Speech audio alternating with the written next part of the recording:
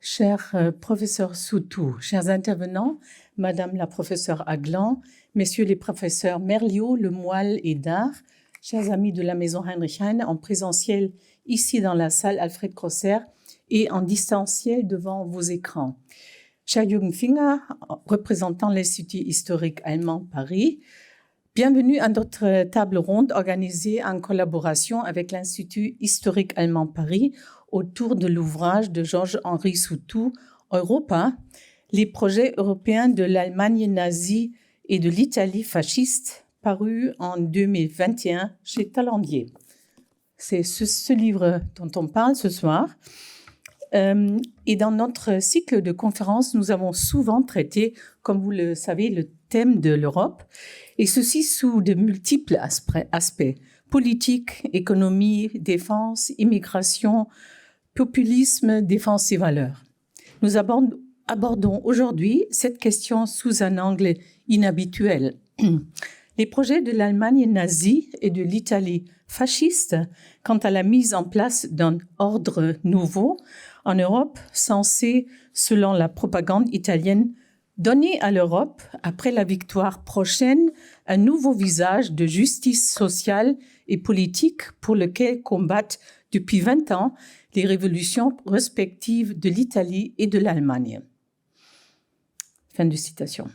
Cet ordre nouveau, qui refusait l'ordre libéral et démocratique de 1919, devait être pour ses promoteurs un modèle totalitaire et autarcique fondé sur une unification géopolitique et économique de l'Europe, ainsi que sur un projet culturel et social corporatiste original.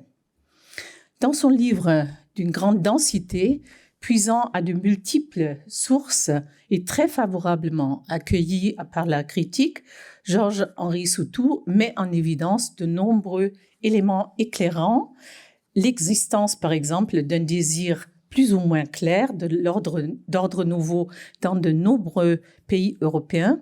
Il parle d'une Europe prédisposée, l'antériorité de la vision européenne en Italie fasciste par rapport à l'Allemagne nazie, les fluctuations et ambiguïtés du discours allemand en la matière, l'hétérogénéité des acteurs concernés, notamment en Allemagne, le soft power allemand dans les pays occupés, ou les liens unissant les industriels de l'industrie lourde de différents pays dès les années 1920. Un autre aspect à relever est l'ombre jetée par le projet d'Europe sur les débuts des communautés européennes dans les années 1950. J'imagine que cet aspect fera partie du débat de ce soir. Permettez-moi de vous présenter tout d'abord les acteurs sur le podium. Tout d'abord, l'auteur du livre Europa, M. Georges-Henri Soutou, professeur émérite à l'Université Paris-Sorbonne, membre de l'Académie des sciences morales et politiques et de l'Institut de France, que nous avons eu le grand plaisir d'accueillir ici à de nombreuses reprises. Un grand merci pour sa fidélité à notre maison. Madame Alia Aglan, historienne, spécialiste du XXe siècle et en particulier de la Seconde Guerre mondiale, est professeure des universités à Paris 1, Panthéon-Sorbonne. Monsieur Olivier Dard est professeur d'histoire contemporaine à Sorbonne Université et spécialiste d'histoire politique du XXe siècle.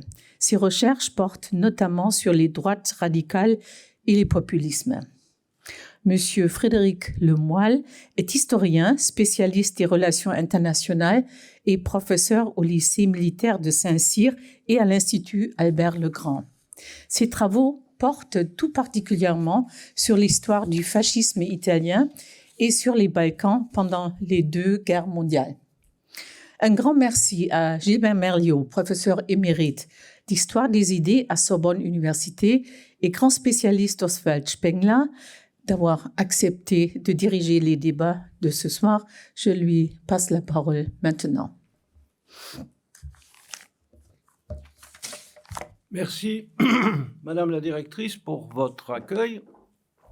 Merci à vous d'être là. Je salue aussi ceux qui ne sont pas là, mais qui nous regardent en distanciel. Nous allons donc vous présenter un peu plus en détail, Madame Deussen l'a déjà un peu fait, a mis en branle cette explication et cette présentation du livre. Je dois dire que je l'ai lu, moi, avec grand intérêt. C'est quelquefois ce qu'on écrit quand on ne lit pas l'ouvrage. J'ai lu votre texte avec grand intérêt, on répond à un mail, mais enfin là, je l'ai vraiment lu avec grand intérêt, et je peux même dire, il se lit presque comme un roman.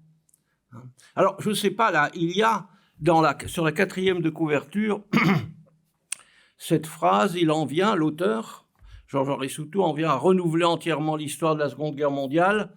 Bon, je ne sais pas si c'est vraiment le cas. L'histoire se heurte quand même aux faits qui sont têtus. C'est l'Allemagne qui a franchi la frontière de la Belgique le 10 mai 1940 et pas l'inverse. Hein, bon. Mais enfin, c'est vrai que dans ce livre, il remet souvent, Georges-Henri Soutou remet souvent les choses au point ou les pendules à l'heure. Et Madame Deussen y a déjà fait allusion, je ne vais pas parler longtemps. J'ai trouvé qu'il y avait 2 grands intérêts dans ce livre, mais il va nous en parler, donc je ne veux pas dévoiler déjà par avance ce qu'il va dire. On considère le fascisme, l'histoire des fascismes et l'histoire du national-socialisme surtout, comme une rupture avec l'histoire normale, si je puis dire. On parle de rupture civilisationnelle. Hein, Zivilisationszusammenbruch, on dirait.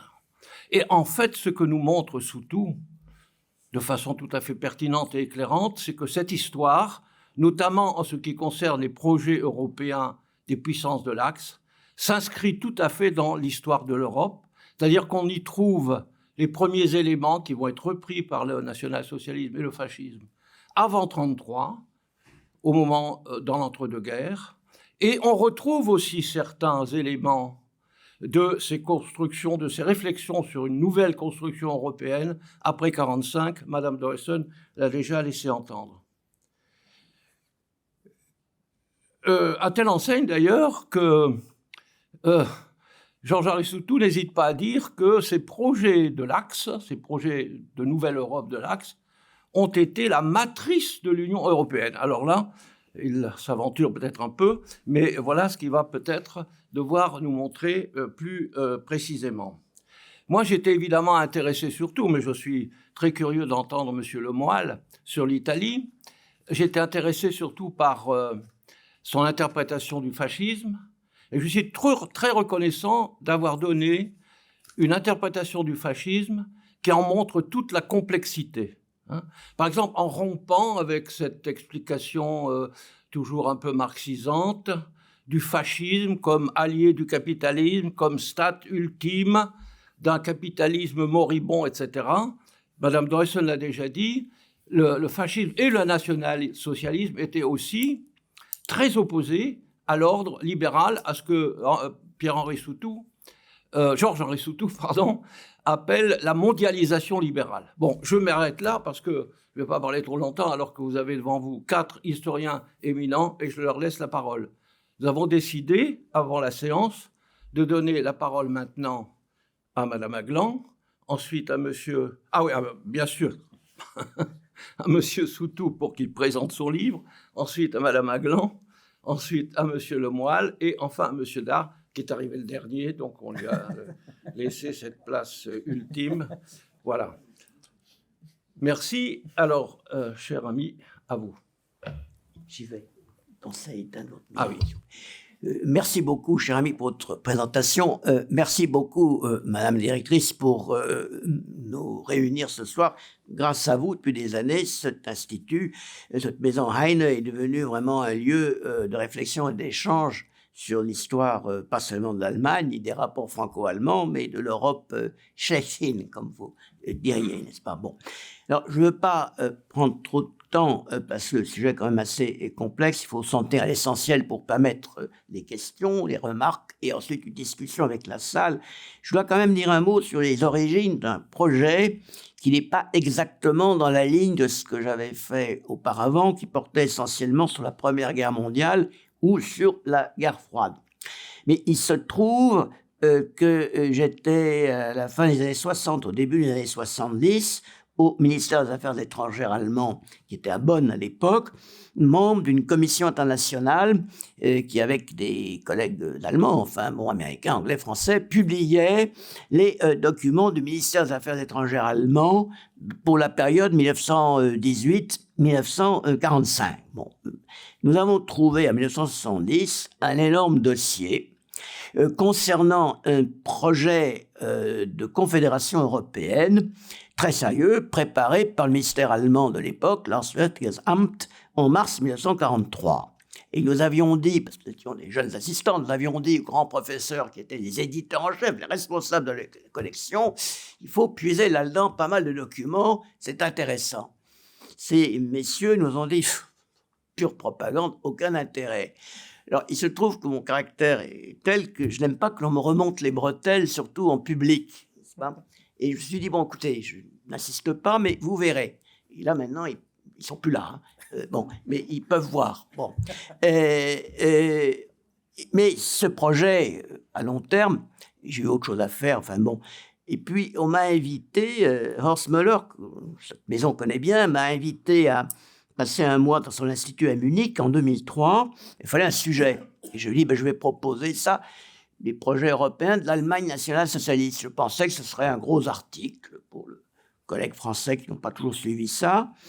J'arrive dans ces collections de bibliothèques, de manuscrits, et je constate que c'est gigantesque. C'est gigantesque. On a du mal à maîtriser la matière. Ce sera donc un livre. Puis, en réfléchissant, je me suis rendu compte qu'il n'était pas du tout pensable, n'était pas possible d'oublier dans ce contexte, bien entendu, l'Italie. Vous allez comprendre pourquoi. Ne serait-ce que parce qu'elle a participé, et en même temps, il y a une constante dialectique entre deux régimes très proches, mais ils ne sont pas exactement semblables, c'est fascinant, bon. Et puis, j'ai eu l'occasion de travailler également sur la politique extérieure de Vichy. On ne pouvait certainement pas mettre Vichy hors du coup, parce que le seul point qui donne un minimum de cohérence à la politique extérieure de Vichy, s'il y en a une, c'est bien la notion, comme vous disiez, cher ami, d'un ordre nouveau en Europe. Oui, il faut refaire une Europe qui ne soit pas celle de 1919, qui a échoué. Bon. Et puis, les autres pays occupés par l'Allemagne, ou plus ou moins victimes, occupés, bon, éventuellement certains neutres, tous se sont posé la question. Et donc, c'est vraiment une question européenne de fait à l'époque. Deux pays européens seulement ont été parfaitement clairs dès le début dans leur position négative, le Royaume-Uni. Et encore, il faut remercier George VI d'avoir nommé comme Premier ministre en mai 1940 Winston Churchill et pas Halifax, qu'il aurait personnellement George VI préféré. C'est peut-être la date la plus importante à mes yeux, bon, de la Seconde Guerre mondiale. Et puis également un pays qui a été très clair tout de suite, la Suisse. Je n'y reviendrai pas, je le dis. La Suisse a été obligée de faire, il suffit de regarder la carte, toutes sortes de concessions à l'Allemagne, bien entendu. Mais il y a un point qu'ils n'ont jamais accepté, s'inscrire dans le nouvel ordre européen. Ça, non, jamais. Ça, c'est le discriminant. Vous avez un autre cas, c'est l'Espagne Franco, qui a commencé par flirter avec l'idée de participer à un nouvel ordre européen. Puis que dès que Franco, qui était un renard, bon, a compris que ça ne marcherait pas aussi bien que ça, dès le début 1943, avant même la bataille de Stalingrad, il se retire. Il abandonne des tas d'accords économiques hispano-allemands et il prend des contacts avec les alliés occidentaux. C'est la notion d'une Europe nouvelle qu'il récuse. Pas ses idées, il reste toujours ce qu'il a été. Franco, il a exécuté 150 000 opposants après sa victoire, ce qui est un peu monstrueux. Son régime a été très dur encore des années, vous le savez très bien. Mais il y a un point qui l'a reculé, c'est s'inscrire dans l'ordre européen d'Hitler. Un Espagnol ne cesse pas faire facilement. Bon. Alors, bien entendu, nous avons affaire à un projet complexe, souvent contradictoire, très brutal, avec bien entendu une énorme propagande, bon, avec beaucoup d'éléments grotesques, bon. Mais c'est quand même un projet, c'est le premier point. Et deuxième point, ce projet, ça a été rappelé par Mme Deussen et par M. Merliot, arrive dans une Europe qui est en quelque sorte prédisposée. Je n'ai pas trouvé de meilleur mot. Bon. Dans les années 30, il y a un nouveau climat européen qui réduit les défenses immunitaires des sociétés libérales. qui depuis le 19e siècle, même 18e siècle, c'était quand même bien établi. Mais qu'est-ce qu'il y a? Bon, il y a la catastrophe, la guerre de 14. C'est épouvantable. Bon, toutes les familles, enfin, vous savez ça. Il y a le traité de Versailles. Les traités, 1919-1920, plus ou moins bien réussis, qui sont très vite rejetés. Et même à partir de 1930 par les anciens vainqueurs. Même les Français sont moins convaincus. À partir de 1930, c'était vraiment de bons traités. Bon. Il y a la crise économique de 1919 et les années suivantes qui entraîne un jaillissement de l'anticapitalisme, de l'anti-américanisme extrêmement fort, évidemment lié au sentiment précédent. Et dès ce moment-là, et même avant d'ailleurs, après la guerre, apparaît très vite l'idée que l'Europe doit s'organiser sur le plan économique. Des gens qui n'avaient absolument rien de nazi, de fasciste, rien du tout, des libéraux comme Briand, comme bien d'autres, dès les années 20, disent mais il faut organiser l'Europe sur le plan économique, sans ça ne survivra pas à la concurrence des États-Unis en particulier. Bon. Autre sentiment pan-européen extrêmement fort dans de vastes secteurs majoritaires, je dirais à l'époque, l'anti-bolchevisme. À cause, souvenir de la révolution d'octobre, puis permettez-moi entre nous, je dis entre nous, le 10 mai 1940, au moment de l'attaque allemande à l'ouest, Hitler a tué beaucoup moins de monde que Staline en a tué. Il se rattrapera, hein, ça c'était tout à fait clair. Mais enfin, l'horreur, elle n'est pas aussi évidente à l'époque pour les contemporains. Bon. Je dois insister sur le rôle européen central de l'antisémitisme. S'il y a bien un sentiment partagé dans l'ensemble de l'Europe, j'ai lu encore récemment, on vient de publier le journal de Paul Morand. Non seulement, c'est ce que vous pouvez imaginer ce que c'était, mais il y a des phrases, il est à Vichy, et il dit oui, on sait très bien, nous autres, ce qui va arriver aux Juifs que les Allemands sont en train d'emmener. Il savait. Mon père était résistant, il a sauvé des Juifs à Lyon en 1942. Il m'a toujours dit, nous ne savions pas, on se doutait qu'il ne leur arriverait pas des choses agréables. Mais on ne savait pas ce qui s'est réellement produit. Et que les dirigeants de Vichy savaient, par leur contact évidemment, avec les Allemands. Et ça ne provoquait pas le sentiment de rejet qu'on aurait pu espérer. Bon. Beaucoup de ces thèmes, on les retrouvera pendant la guerre, et il y a un livre fondateur que Olivier Dard connaît bien, Loubet Delbel, déjà des années 70, Les idées des années 30. Ça, c'est un livre clé. Les idées des années 30, c'est peut-être un des livres les plus utiles, avec la crise de la conscience européenne de Paul Hazard, enfin, tournant 17e, 18e siècle, ce sont des livres fondamentaux, comme ça, bon. Alors, il y a beaucoup de contradictions. Alors, quel est le point clé? Le point clé, c'est que l'individualisme libéral, depuis le 18e, 19e siècle, a cassé la société, les rapports sociaux, le sens de la communauté, des communautés naturelles, familles, etc. Et qu'il faut donc reconstituer des communautés contre cet individualisme libéral.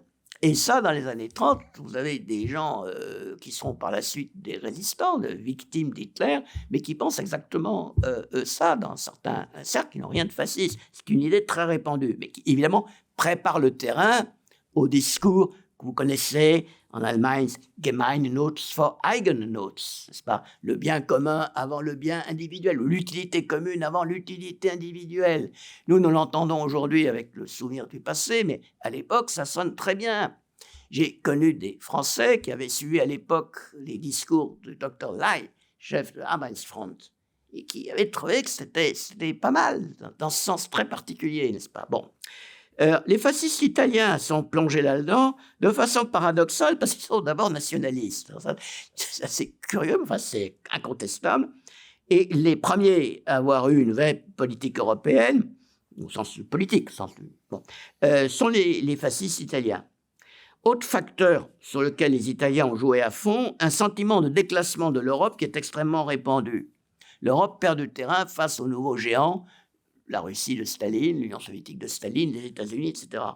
Il y a un congrès, dit congrès Volta, du nom de l'association, qui se tient à Rome en novembre 1932, qui a pour thème l'Europe. Il y a du beau monde. Il y a de tout. Il y a des fascistes italiens, il y a des Allemands de tout poil, il y a même quelques nazis. Rosenberg vient faire un discours, mais il y a également des libéraux bon teint. Ils se disputent, mais quand même, ils arrivent à s'entendre autour d'un point central. Il faut rendre à l'Europe, continent de culture, civilisation, sa place dans le monde et ne pas la laisser disparaître. 1932. Alors, les premiers, je l'ai dit, ce sont les Italiens qui développent assez habilement, à partir d'une politique étrangère que Mussolini fait évoluer, mais restant quand même dans les cadres de la politique précédente, de la monarchie de Savoie, avec toujours les mêmes orientations, la Méditerranée, le Moyen-Orient, l'Afrique du Nord, les Balkans. Mussolini ajoute l'idée de présenter à l'Europe en crise un projet de nouvelle civilisation fondé sur l'ordre romain. Et alors, à l'époque, les gens cultivés avaient fait du latin et ça résonnait pour eux. Bon, ça résonnait encore dans les années 60, n'est-ce pas, pour les jeunes gens que nous étions quand nous faisions nos études classiques. Bien.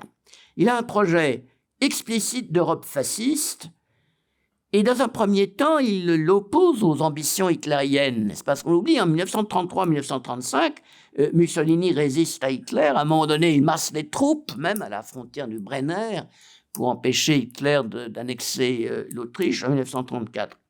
Ça change en 1935 à cause, comme vous le savez, de la crise éthiopienne. L'Italie envahit l'Éthiopie, la SDN décide de réagir, la Grande-Bretagne et la France prennent des sanctions, l'Allemagne sauve la mise à Mussolini, et à partir de ce moment-là, Mussolini va se rapprocher de plus en plus de Hitler, tout en conservant quand même toujours l'idée d'un fascisme européen. La guerre d'Espagne et la participation de l'Italie dans la guerre d'Espagne, qui n'était pas absolument évidente au départ, elle s'explique très largement dans ce cadre. C'est une cause européenne. Il y a les partisans de la République espagnole, il y a ses adversaires. C'est un débat en 1936 qui déjà trace toutes les lignes de partage des années de guerre. Bon, la seule chose, c'est que Rome s'inquiète parce que si on commence à parler d'une Europe unie autour des idéaux nationaux socialistes et fascistes, Berlin est mieux placé pour prendre la tête, n'est-ce pas? Berlin soutient Franco aussi, mais il est évident que progressivement, dans l'attelage Berlin-Rome, Berlin prend la tête. Alors Mussolini essaie de s'en tirer avec l'idée d'un partage à partir de 1938. L'Italie abandonne l'Europe centrale, et se concentre sur la Méditerranée, le Moyen-Orient, l'Afrique, où l'Italie a des intérêts très présents depuis le XIXe siècle. Il mène une politique dite parallèle, avant ce que les Italiens ont appelé au début de la Deuxième Guerre mondiale la guerre parallèle, donc différente mais parallèle. Bon, nous reviendrons sur l'Italie. Alors, le Troisième Reich et l'Europe, c'est beaucoup plus compliqué encore que le cas italien. Il y a des antécédents. Si vous lisez par exemple le livre de l'économiste List, vers 1820, sur l'État commercial fermé, ça paraît très technique, mais en fait, c'est l'affirmation du refus du libéralisme manchestérien à la britannique. C'est un autre modèle économique, je dirais national et économique. Vous avez exactement la même ligne chez Bismarck, n'est-ce pas? Même s'il se moque de l'Europe, en fait, c'est très bien ce que c'est. Et il poursuit l'idée d'une Europe dirigée de Berlin, mais différente du système libéral que les Anglais ont mis en place. Bon. Puis alors, évidemment, pendant la Première Guerre mondiale, vous avez le thème central du Mittel Europa. C'est absolument central, qui n'est pas simplement géographique, mais qui est culturel, qui est psychologique, qui est tout ce que vous voulez. Enfin, qui est, si vous voulez, s'il faut résumer les buts de guerre allemands pendant la Première Guerre mondiale, c'est Mittel Europa. Et sous le national-socialisme, même si Hitler pense à autre chose, vous avez beaucoup de hauts responsables militaires, diplomates, économistes, chefs d'un pays complexe. Hitler ne fait pas tout, c'est un pays très complexe qui continue à fonctionner. Il y a beaucoup de responsables, ils n'ont pas tellement en tête le projet national-socialiste, ils ont en tête en fait le projet qui a échoué, mais de peu, en 1918, de Mittel Europa, dirigé de Berlin. Et ça permet le passage, ça permet les complicités, ça permet à Hitler d'utiliser cette classe dirigeante traditionnelle qui se garde bien de liquider, c'est pas, il utilise. Quant aux nazis eux-mêmes, ils sont divisés. Pour simplifier, vous avez le parti et les SA. Bon, ils sont fascistes. Ce sont les plus proches, en fait, des fascistes italiens. Ils s'entendent pas mal. Vous avez la SS, tout à fait particulier. Ils ont comme objectif la recomposition raciale de l'Europe, ce qui est encore autre chose que le fascisme stricto sensu. Ce qui est intéressant, c'est que les SS contrôlant tous les autres, ils sont les seuls libres. Comme le KGB en Union soviétique, c'est le même genre de choses. Donc, vous allez voir chez les SS des évolutions tout à fait étonnantes. Tout à fait étonnantes. À la fin de la guerre, ils ont d'autres positions qu'au début de la guerre, n'est-ce pas, qui reviendront. Bon. Vous avez les classes dirigeantes traditionnelles, j'en ai un mot. Hitler lui-même, mais alors là, il pense selon d'autres catégories, mais très particuliers. Dans Mein Kampf, heureusement, la réédition récente comporte un index, on n'est pas obligé de tout lire, il n'y a pas le mot Europe. Hein. On n'emploie pas une fois le mot Europe dans Mein Kampf. Il en parlera par la suite, progressivement, quand il se rendra compte que c'est utile. Malgré tout, entre ces différentes tendances, la société conservatrice classique, le parti, la SS, Hitler, il y a un certain nombre de points de rencontre. D'abord, la place de la géopolitique et de la notion de grands espaces. Ça, c'est très important, une masse énorme de réflexion. Je citerai simplement le nom de Haushofer, qui est bien connu, mais ça va bien au-delà. La notion de grands espaces. Le monde doit être recomposé en grands espaces. Un espace européen, pour être précis, eurafricain, pendant que les États-Unis organisent le nouveau continent, et ainsi de suite. Il y a un objectif consensuel en Allemagne, là tout le monde est d'accord, liquider tous ces petits États qui sont apparus avec les traités de 1919-1920, qui sont inefficaces et qui créent le désordre. Autre objectif consensuel, liquider la balance of power à l'anglaise, c'est le rôle de Londres jouant les uns contre les autres. La gouvernante anglaise, comme disait Hitler, c'est lui qui a inventé la formule. Il pouvait être drôle parfois, la gouvernante anglaise, ça c'est bon. Hein, bon. La ligne générale est assez claire. Réorganiser le grand espace européen. Donc Carl Schmitt, politologue et juriste extrêmement sérieux, je m'excuse, je continue à le citer, à l'utiliser, bon, il en donne une justification juridique. Bien. Également, l'organiser sur le plan économique. Tout ça, bien entendu, dirigé par Berlin, mais organisé, pas purement arbitraire. Alors, évidemment, les choses ne deviennent plus urgentes qu'après la victoire inattendue à l'Ouest. En juin 1940, les Allemands n'en croient pas leurs yeux, n'est-ce pas? La France s'est effondrée tout de suite, ce n'était pas prévu. Et Hitler n'a pas encore d'idée très précise. C'est Laval qui va lui dire, mais il faut parler maintenant au peuple que vous avez vaincu, il faut parler d'un nouvel ordre européen. C'est Laval qui, le premier, le fait dire aux Allemands qui transmettent à Hitler, qui reprend le thème, on pourrait le démontrer chronologiquement, s'approprie le thème d'une nouvelle Europe, d'un nouvel ordre européen. Bon. Pour dire eurafricain, parce que pour des raisons de matières premières, des raisons géopolitiques, cette Europe comprendrait le Moyen-Orient pour son pétrole, l'Afrique du Nord, où les Italiens sont en Libye, comme vous le savez, bien installés, et l'Afrique. Dire eurafricain serait plus juste. Enfin bon, on dit hors nouveau en Europe. Bon, Hitler lui-même, pour lui, c'est instrumentalisé. Il a un cœur invariant qui sont la réunion des pays, je dirais, germaniques, c'est-à-dire l'Allemagne, les pays scandinaves, les Pays-Bas. Ceci dit, il est plus souple qu'on ne le dit. Pour la Belgique, par exemple, on peut envisager plusieurs hypothèses. Pas forcément rattacher les Flamands à l'Allemagne et laisser les Wallons seuls. Il y a d'autres hypothèses qui sont envisagées selon l'issue de la guerre. Parce que fondamentalement, Hitler refuse de tout préciser au-delà de certaines limites avant l'issue du conflit. D'abord, parce qu'il ne peut pas savoir ce qu'il pourra obtenir, et ensuite parce qu'il peut être amené à faire des concessions, éventuellement même à l'Angleterre, ou à certains moments même aux Soviétiques, ce n'est pas exclu, de façon à faire passer les choses. Hitler, quand même, est obligé de faire de la stratégie, et il a quand même conscience du fait qu'il faut essayer de ne pas se retrouver dans une impasse stratégique. Bon. Bien entendu, ce noyau germanique, il est hiérarchisé. Vous avez le protectorat de Bohême-Moravie, les pays tchèques, si vous voulez, soumis à Merlin, mais avec un régime, je dirais, entre guillemets, de faveur. Vous avez le gouvernement général, ce qui reste de la Pologne après la défaite polonaise et les annexions allemandes. Le gouvernement général, alors ça, c'est simplement une réserve de main-d'œuvre et de matières premières. annonçant le sort encore pire qui va être promis à partir de 1941 aux pays ukrainiens, russes et autres, en principe jusqu'à l'Oural, destinés à fournir des matières premières, de la main-d'œuvre et à recevoir la colonisation allemande. Il y a un Generalplan Ost qui est élaboré à l'automne 1941 qui prévoit l'expulsion au-delà de l'Oural ou éventuellement la destruction pure et simple de 30 millions de Slaves. 30 millions de Slaves, c'est dit comme ça dans le projet. Bon. Et quant aux pays vaincus, en particulier Vichy, la France de Vichy, très importante en Europe, bon, malgré tout, eh bien, l'attitude, ils seront jugés d'après leurs actes. S'ils collaborent à fond, mais comme Hitler le conçoit, c'est-à-dire à fond, n'est-ce pas, y compris militairement, mais ils pourront avoir une place dans cette Europe nouvelle. Bon. Alors, bien entendu, je dirais que jusqu'à l'entrée en guerre contre l'URSS en juin 1941, qui va tout changer. Avec le recul, ça paraît étonnant, mais beaucoup d'Européens qui n'ont rien de nazi ou de fascisme, ne sont pas des sympathisants, se résignent. Parce que l'Allemagne paraît avoir vaincu, la Grande-Bretagne est très isolée, les États-Unis ne sont pas en guerre encore. Bon.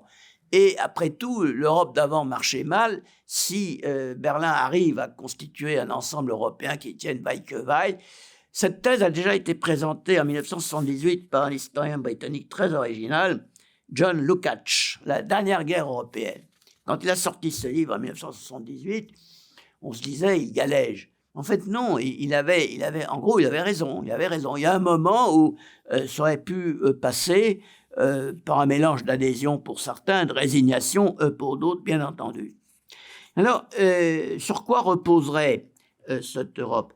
Il y a des structures mentales qui découlent des idées des années 30, ce que j'ai dit, qu'on peut répéter. Il y a des colloques d'intellectuels, enfin tout ça, bon, pas uniquement de la propagande, il y a une réflexion aussi spontanée. Bon. Il y a un soft power allemand et également italien. Ils reprennent en main la culture, la musique, le cinéma, avec un projet européen pour le cinéma, par exemple. Il y a eu des livres là-dessus, très intéressants. Un cinéma européen dégagé de l'emprise de Hollywood, avec des films qui sont produits. Certains sont des navets, d'autres, entre nous, très franchement, sont très bons. Hein. Moi, je les préfère des navets d'Hollywood, tant qu'à faire.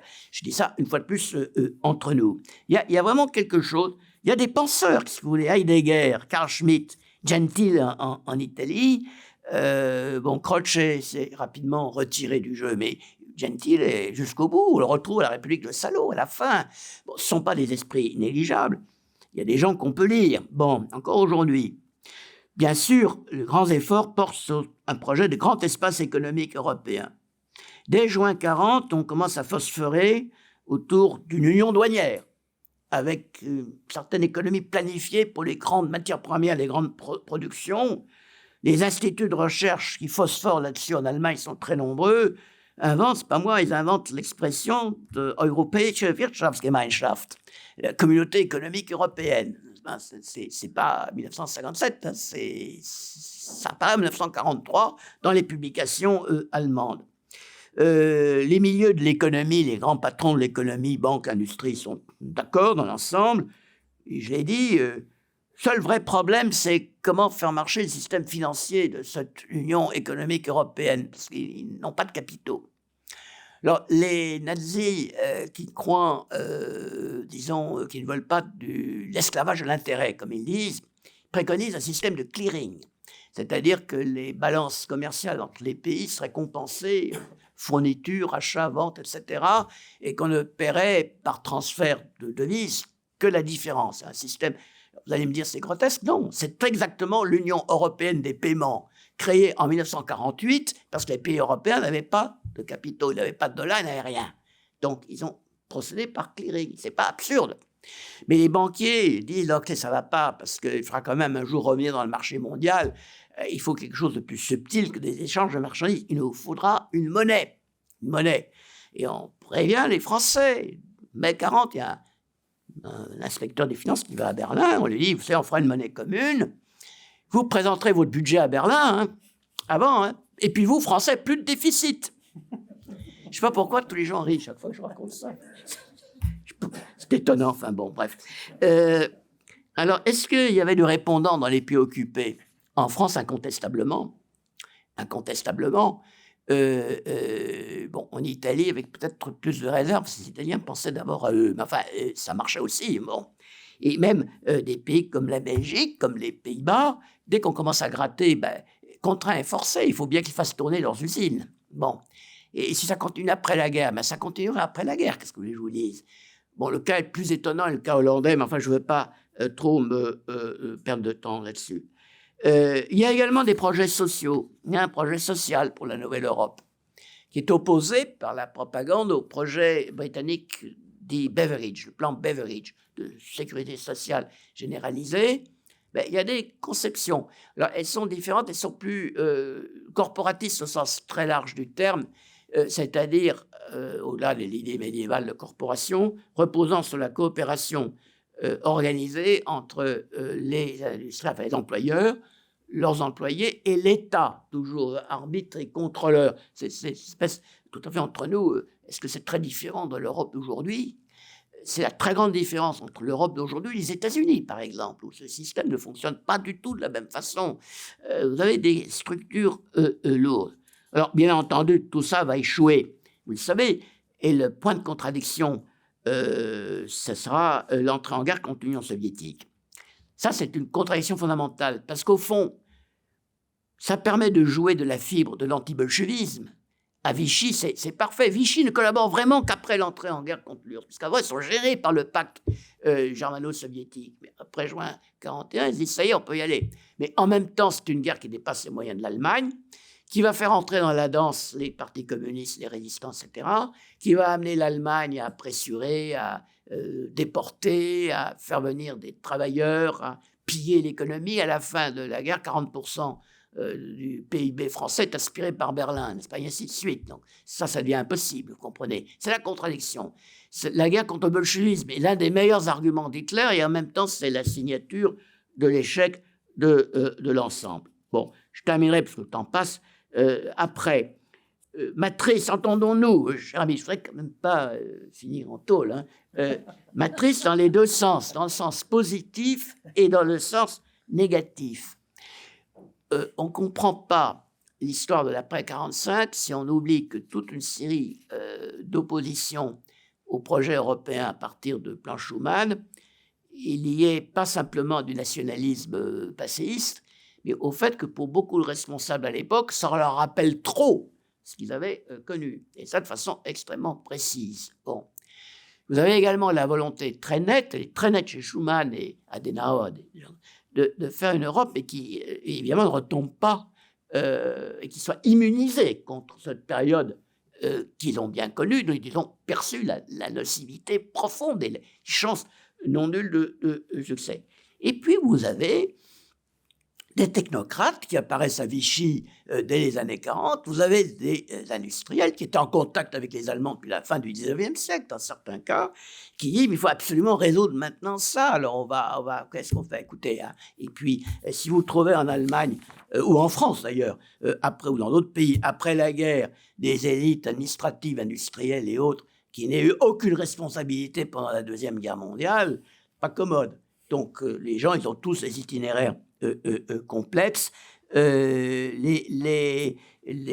pourrait citer le cas italien, il est absolument fascinant, avec une triangulation, je dirais, assez remarquable. La diplomatie italienne n'a jamais oublié les rapports qu'elle avait eus avec Berlin, soit pour éviter de retomber dans les mêmes erreurs catastrophiques, soit pour éviter de perdre le contact qui avait été quand même établi avec les Allemands, qui permettait, ça apparaît discrètement, les diplomates français s'en rendent bien compte, je terminerai là-dessus, qui permet de calmer un peu les Français, qui ont un peu tendance à tirer la construction européenne vers eux, n'est-ce pas? Voilà, je vous remercie, j'espère ne pas avoir dépassé trop.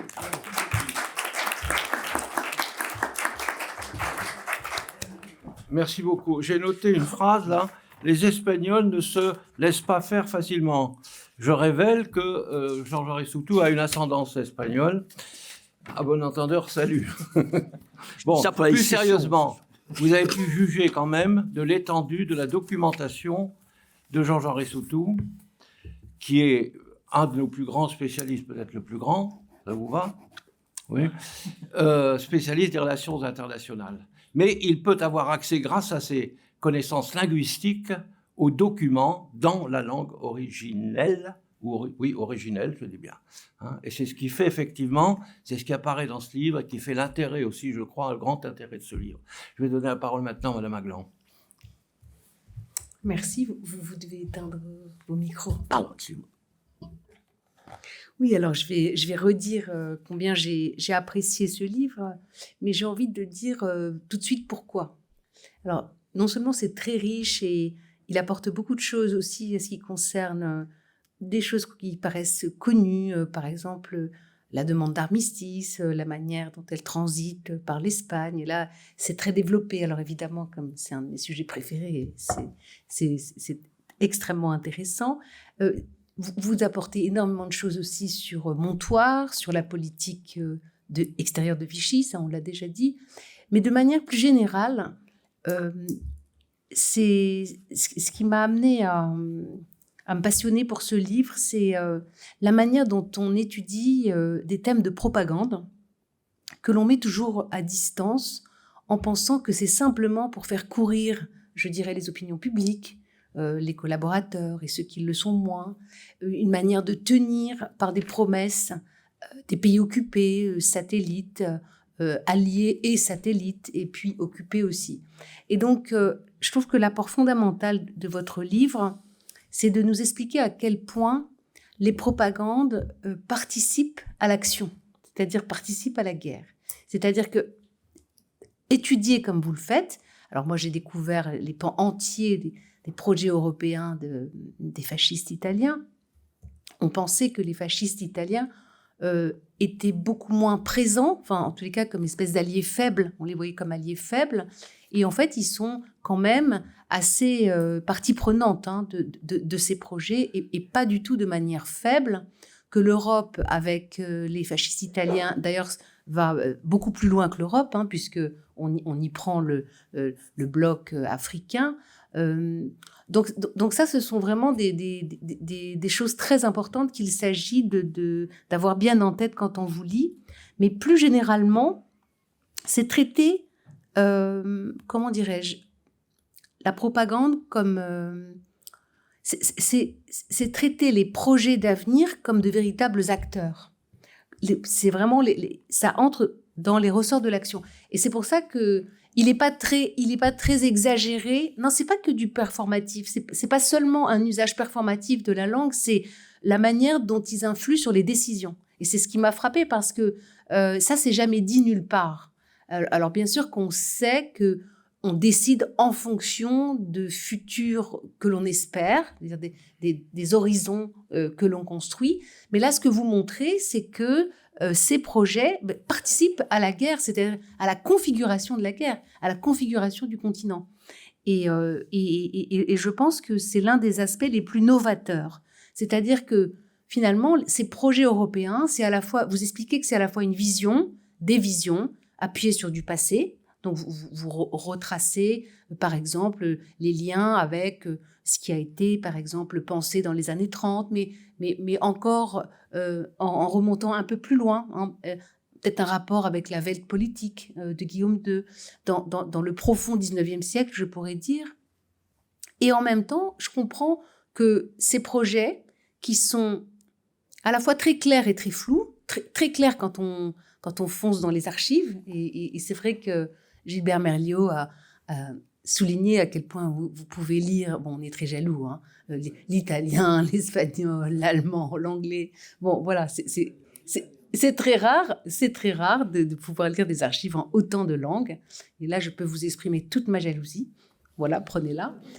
Mais ce que je veux dire, c'est que au-delà de la reconfiguration du continent qui se dessine à travers ces projets, il y a le sentiment que tout ce que l'on peut annoncer de très flou tient d'autant mieux les pays soumis. C'est-à-dire que c'est comme une sorte de promesse un peu floue, de futur non advenu, on ne sait pas, mais ça pousse en fait, notamment les Français, à vouloir, à négocier, à proposer, et je trouve ça assez éclairant dans la méthode d'Hitler. Vous dites, il ne dit pas clairement parce que il se ménage la possibilité de faire des concessions.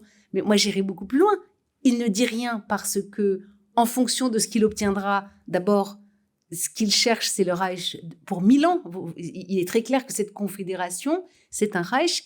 Vous dites, c'est ce projet de confédération, j'ai déjà perdu la page, c'est dans un temps, c'est page 426, une confédération européenne serait sans limite dans le temps. Donc en fait, c'est une énorme promesse. Et donc avec ça, on peut tenir tout un continent suspendu à ce projet qui n'est pas très clairement formulé, mais qui est proposé dans ces notes dont vous parlez, celle de mars 43, ce projet de confédération européenne, et qui est d'ailleurs beaucoup moins autoritaire qu'on s'y attendrait. Je suis tombée de ma chaise, là. Ah ben, en apparence, c'est pas si autoritaire que ça. Moi, je lis composé d'États souverains se garantissant mutuellement leur indépendance et leur coopération face au monde extérieur, avec une alliance défensive, une union douanière, une planification économique commune, une étroite coopération culturelle préservant la personnalité de chacun des peuples la composant. Bon, on n'est pas obligé de les croire, hein.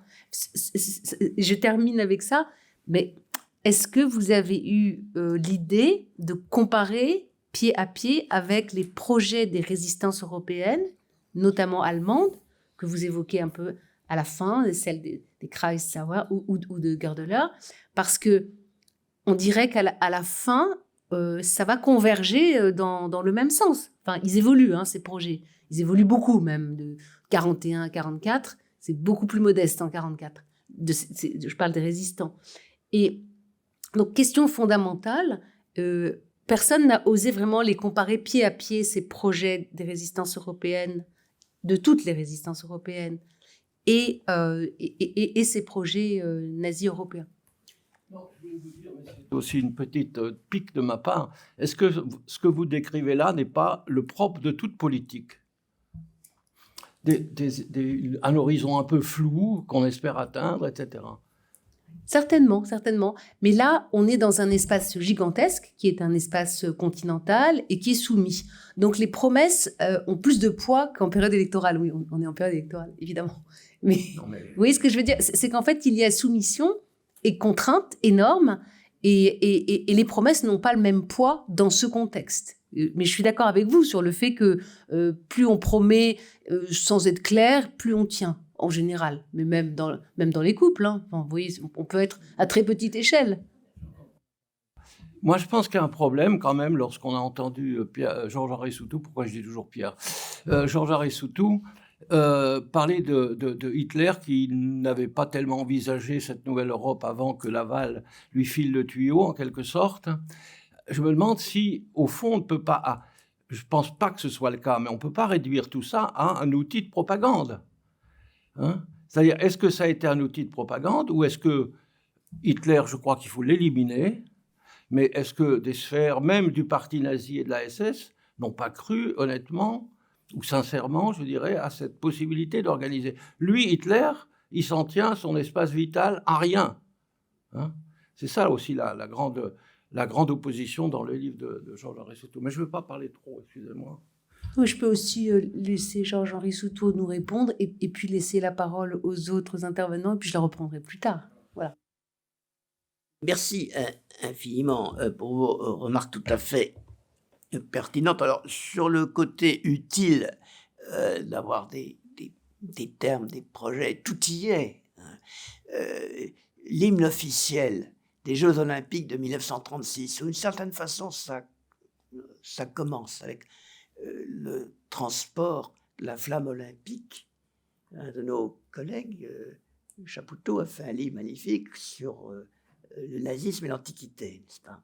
Il faut voir les films faits à l'époque, en particulier par Leni Riefenstahl, une grande cinéaste, où on voit, c'est pour les Allemands ou les Européens cultivés de l'époque, ça part d'Olympie, enfin la flamme olympique. Bon, et vous savez quel est l'hymne officiel des Jeux ? Ils vont encore rigoler. C'est l'hymne à la joie de Beethoven, n'est-ce pas ? Je l'explique, je vous dis. C'est pas moi qui l'invente, c'est comme ça. Et ainsi de suite. Donc, on fait miroiter des choses qui sont dans l'air du temps. Et d'autre part, tout ça est soutenu par une énorme organisation scientifique, enfin, entre guillemets, des instituts de recherche. C'est très simple, hein. Si vous ne voulez pas aller sur le front de l'Est, ben vous êtes docteur, vous travaillez dans un institut de recherche. Bon. Et ils travaillent sur l'économie, sur la culture, etc., même sur la société. L'Institut social d'Amsterdam est repris par les services de Rosenberg. On présente, c'est la Mecque, où il y a toutes les archives du mouvement ouvrier européen. On va en faire quelque chose pour un vrai mouvement ouvrier européen, bien entendu national-socialiste. On pourrait multiplier les exemples. Tout le monde peut trouver chez les bouquinistes des numéros de Signal, publiés en 24 langues, le premier magazine européen, et jusqu'à maintenant le seul.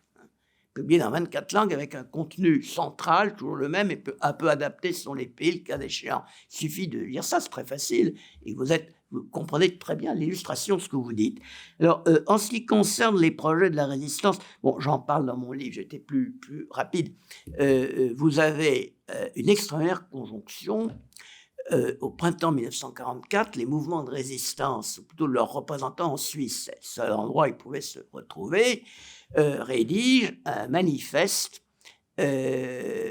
européen des mouvements de résistance européenne pour une Europe d'après-guerre démocratique, etc. Bon, et qui ferait sa place à une Allemagne évidemment démocratisée. Pas, bon.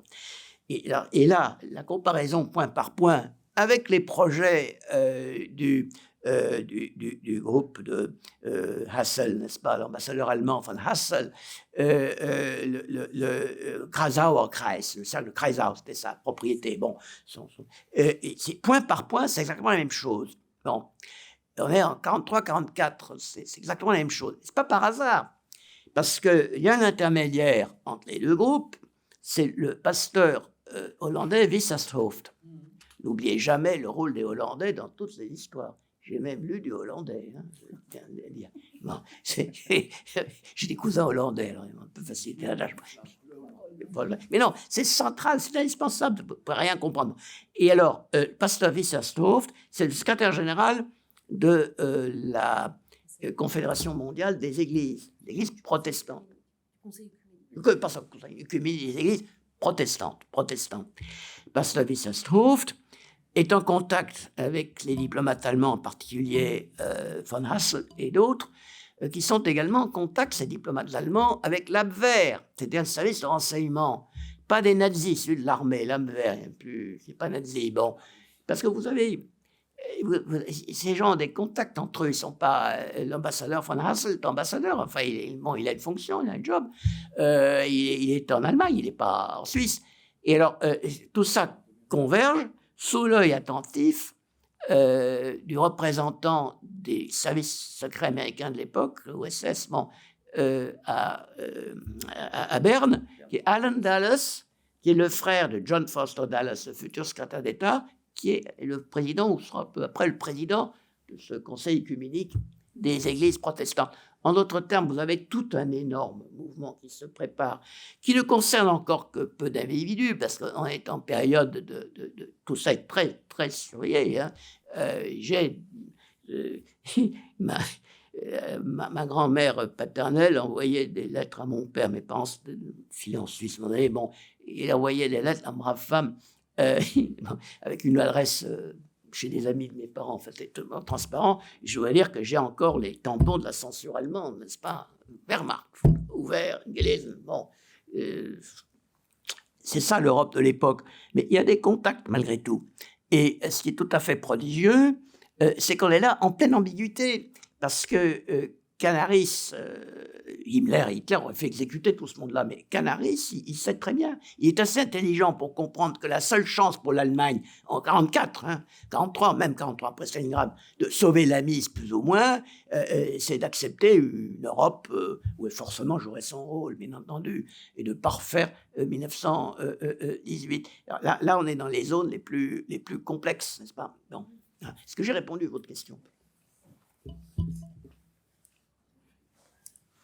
Je crois que je vais laisser la parole aux autres intervenants, puis j'interviendrai plus tard. Non, je crois que j'ai dit tout ce que je voulais dire pour le moment. Pour le moment, très bien. Je prends note. Donc, je donne la parole maintenant à Monsieur Lemoyle, après avoir remercié Georges-Henri de sa réponse. Merci beaucoup. Alors, effectivement, monsieur le professeur, j'ai bien évidemment lu avec passion votre livre.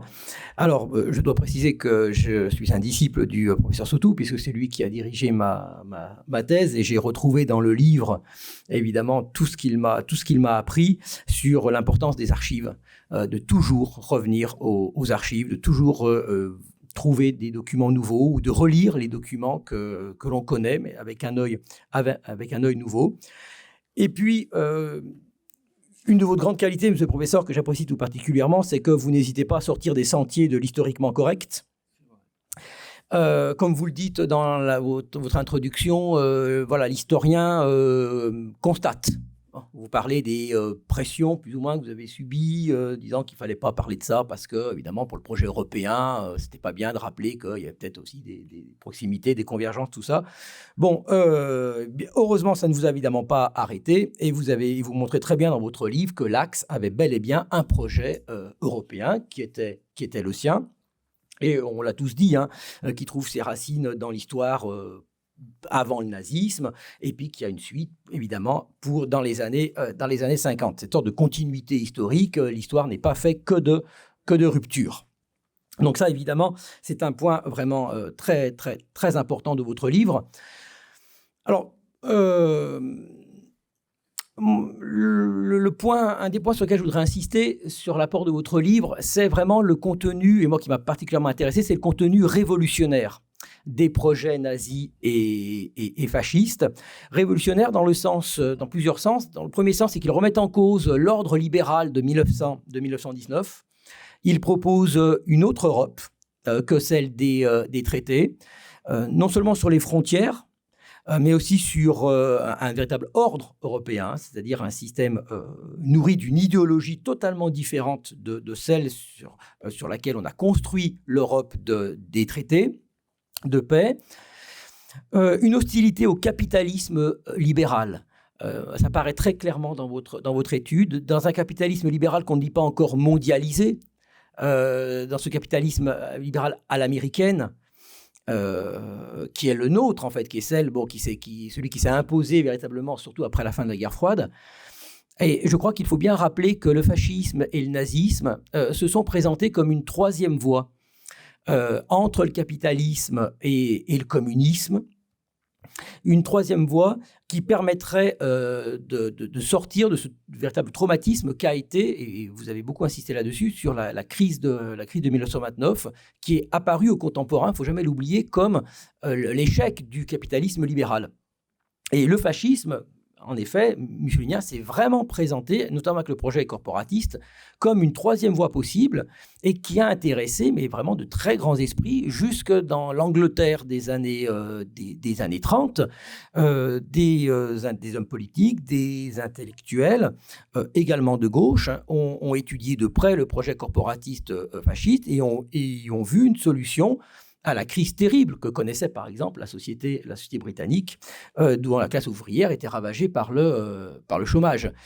L'aspect social, le fait de résoudre la question sociale que posait la crise de 29, a été un élément déterminant, notamment dans tout l'établissement britannique, dans toute l'élite britannique, jusque dans la famille royale, puisque le roi Édouard VIII, dont on connaît... Pour moi, ce n'est pas un nazi, mais il avait une sympathie, voire une admiration pour le Troisième Reich sur la politique sociale. Et ça, c'est un élément qui joue énormément et qui a vraiment expliqué le succès de ces idéologies, aussi monstrueuses fut-elle. Et puis, aussi, le troisième point, c'est un peu quand même le contenu un peu socialiste quand même, qu'on retrouve quand même dans ces projets. Vous rappelez que le national-socialisme, le mot socialiste n'est pas un vain mot dans cet intitulé. Je rappelle que Mussolini, un être très complexe, a été quand même dans le Parti socialiste italien, a été marxiste, même si c'est pas un marxiste convaincu et qui comprend pas toujours bien Marx, mais quand même, il est à mes yeux toujours resté chez lui un fond de socialisme, C'est-à-dire qu'il a toujours resté, à mon avis, le socialiste de sa jeunesse par hostilité au capitalisme, par hostilité au libéralisme, par cette haine pour la bourgeoisie qui l'a toujours habité jusqu'à la fin, qu'il a plus ou moins atténué quand il a fallu consolider le régime et enraciner le régime en s'appuyant sur la bourgeoisie, ça c'est incontestable, mais qui très très rapidement est ressorti et à mon avis a été aussi un élément matriciel pour l'antisémitisme, pour le tournant antisémite de l'Italie fasciste. Il y a ce lien qui est fait entre la bourgeoisie et l'antisémitisme. Il y a un aspect racial qui est incontestable, bien sûr, dans ce tournant de 1938, mais ça permettait de renouer avec les racines socialistes du fascisme.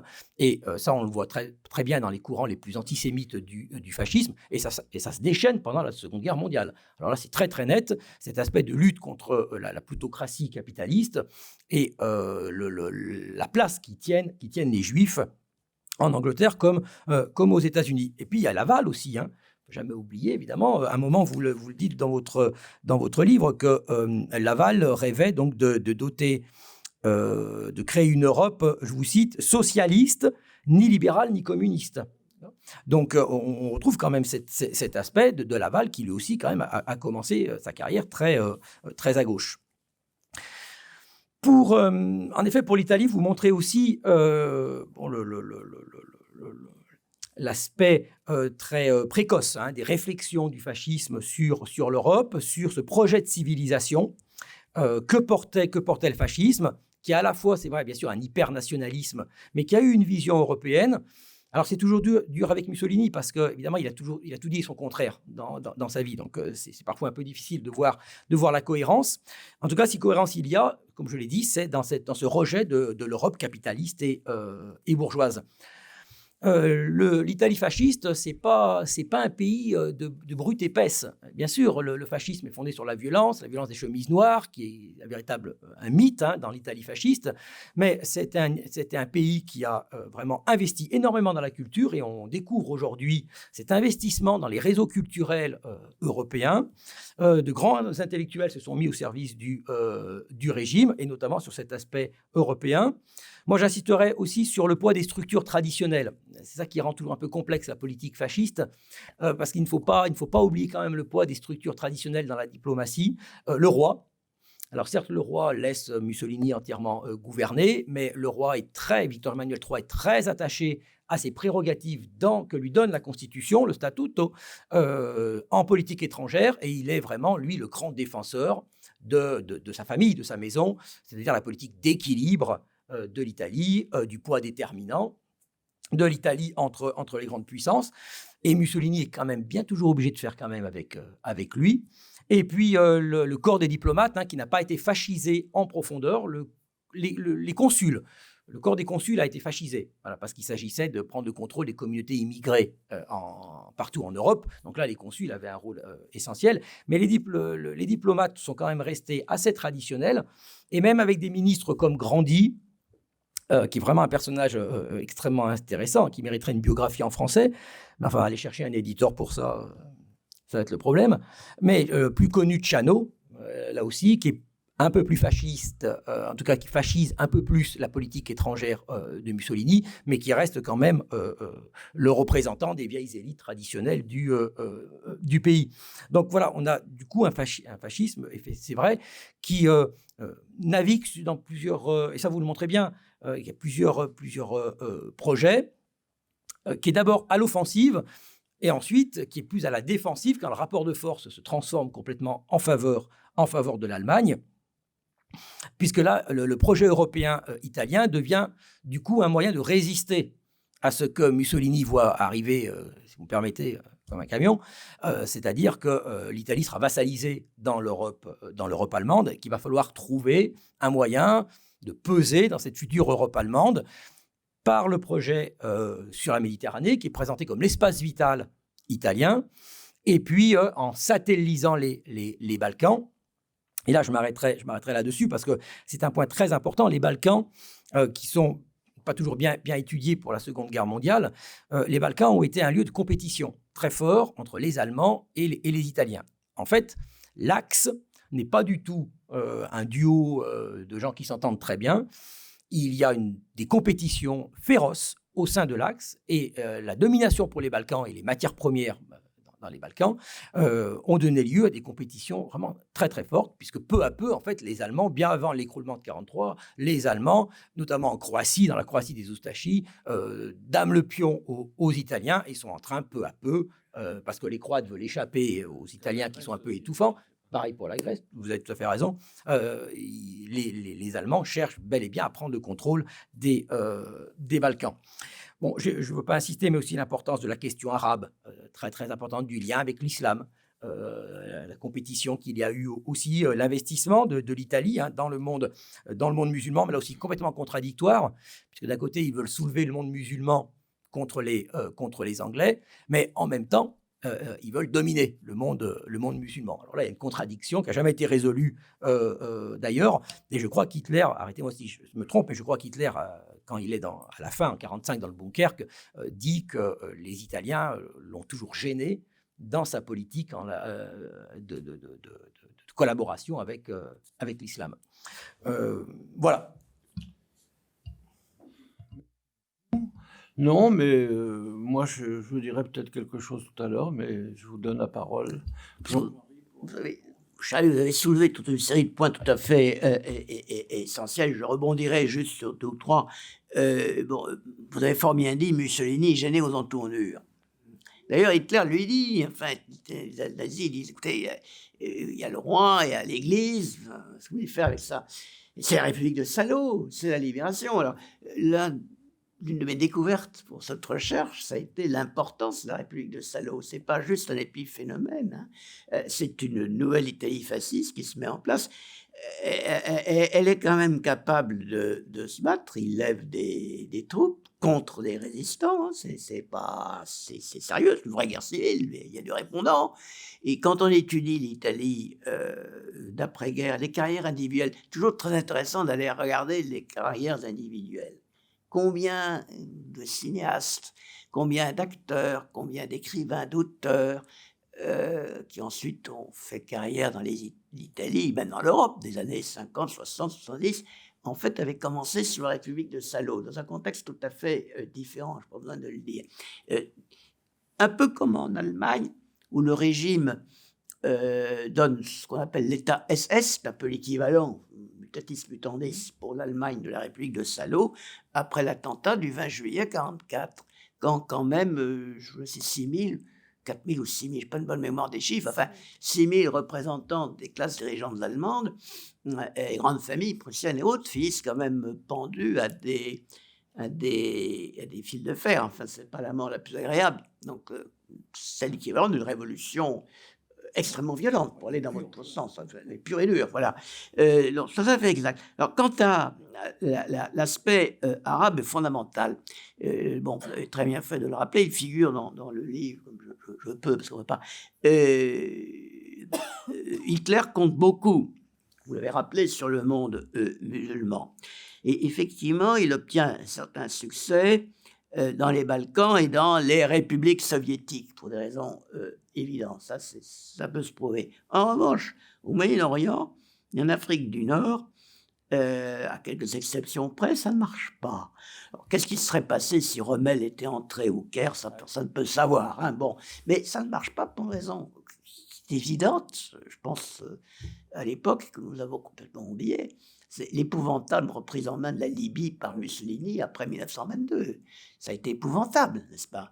Et un monsieur qui connaît bien les questions de la bataille le haut fait d'armes gaulliste en Afrique du Nord, l'Allemagne, c'est les Anglais.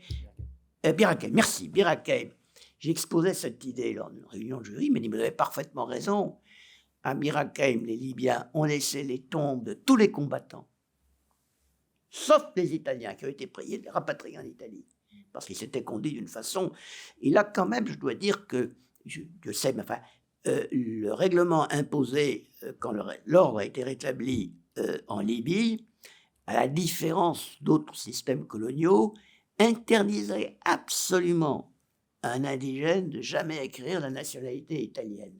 Je ne veux pas dire que dans les autres empires, les entre guillemets indigènes acquéraient facilement la nationalité du vainqueur. Mais il n'était pas dit noir sur blanc que c'était impossible. Et ça, bien avant les lois raciales de 1938. Ça, c'est la face sombre du fascisme italien.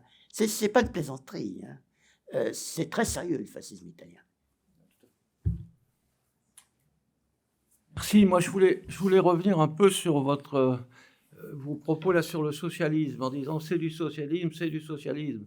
Mais il ne faut pas quand même oublier que c'est un socialisme national, disciplinaire. Hein. Edmond Vermeil avait une formule, il disait c'est du solidarisme disciplinaire. Hein. Donc ça n'a plus... ça a des choses à voir avec le socialisme, mais ça n'est absolument pas internationaliste, etc. C'est une mise au pas, au fait, c'est un outil de mise au pas du peuple. C'est un populisme plutôt qu'un socialisme, à mon avis. Bon. D'autre part, deuxième remarque, très rapide, troisième voie, si on veut trouver une continuité dans toute cette histoire, c'est bien la continuité de la troisième voie. Déjà, si on pense à Tocqueville, Nietzsche, etc., on pensait déjà à une Europe qui pourrait résister aux deux blocs. À l'époque, c'était les États-Unis déjà, au milieu du 19e siècle, et la Russie. On retrouve encore beaucoup d'actualité dans cette idée. Hein, quand on pense à l'idée d'Europe puissance actuellement, qui doit résister aussi bien aux États-Unis d'Amérique, etc. Voilà, merci. Madame Aglan, oui, je vous en prie. Juste une remarque. Hein. Je pense que quand on étudie l'Europe sous occupation nazie, on ne doit jamais oublier qu'il y a à la fois une certaine rationalité déployée dans certaines organisations, ou en tous les cas projets d'organisation, et une irrationalité, en réalité, qui nous empêche d'assimiler, par exemple, à ce qui se dit national-socialiste, à du socialisme. Alors, évidemment, le projet génocidaire à l'échelle d'un continent est absolument... il est absolument impossible ensuite de le laisser de côté quand on parle d'organisation, de rationnel et d'irrationnel. Et enfin, et ça aussi vous l'abordez dans votre livre, tous les aspects économiques et d'organisation du travail, ce sont évidemment des projets ultra-autoritaires. Moi, je me souviens d'être tombée à la bibliothèque de la rue Cujas sur des numéros de la nouvelle revue internationale du travail qui étaient singés absolument de la revue de l'OIT dans l'entre-deux-guerres et qui étaient simplement avec une croix nazie au milieu, avec une introduction du docteur, le fameux Robert Ley, qui expliquait que voilà, la notion même de travail était complètement subvertie par le nazisme. Il ne s'agissait même pas Jean-Jacques Rousseau s'est complètement trompé quand il a parlé d'égalité entre les hommes. Maintenant, on ouvre une ère nouvelle. Et le mot travail, c'est évidemment une saine émulation, mais c'est surtout du travail qui peut être absolument morbide, qui doit mener à la mort, et qui n'est pas du tout... le mot travail n'a plus le même sens, comme le mot socialiste a un autre sens.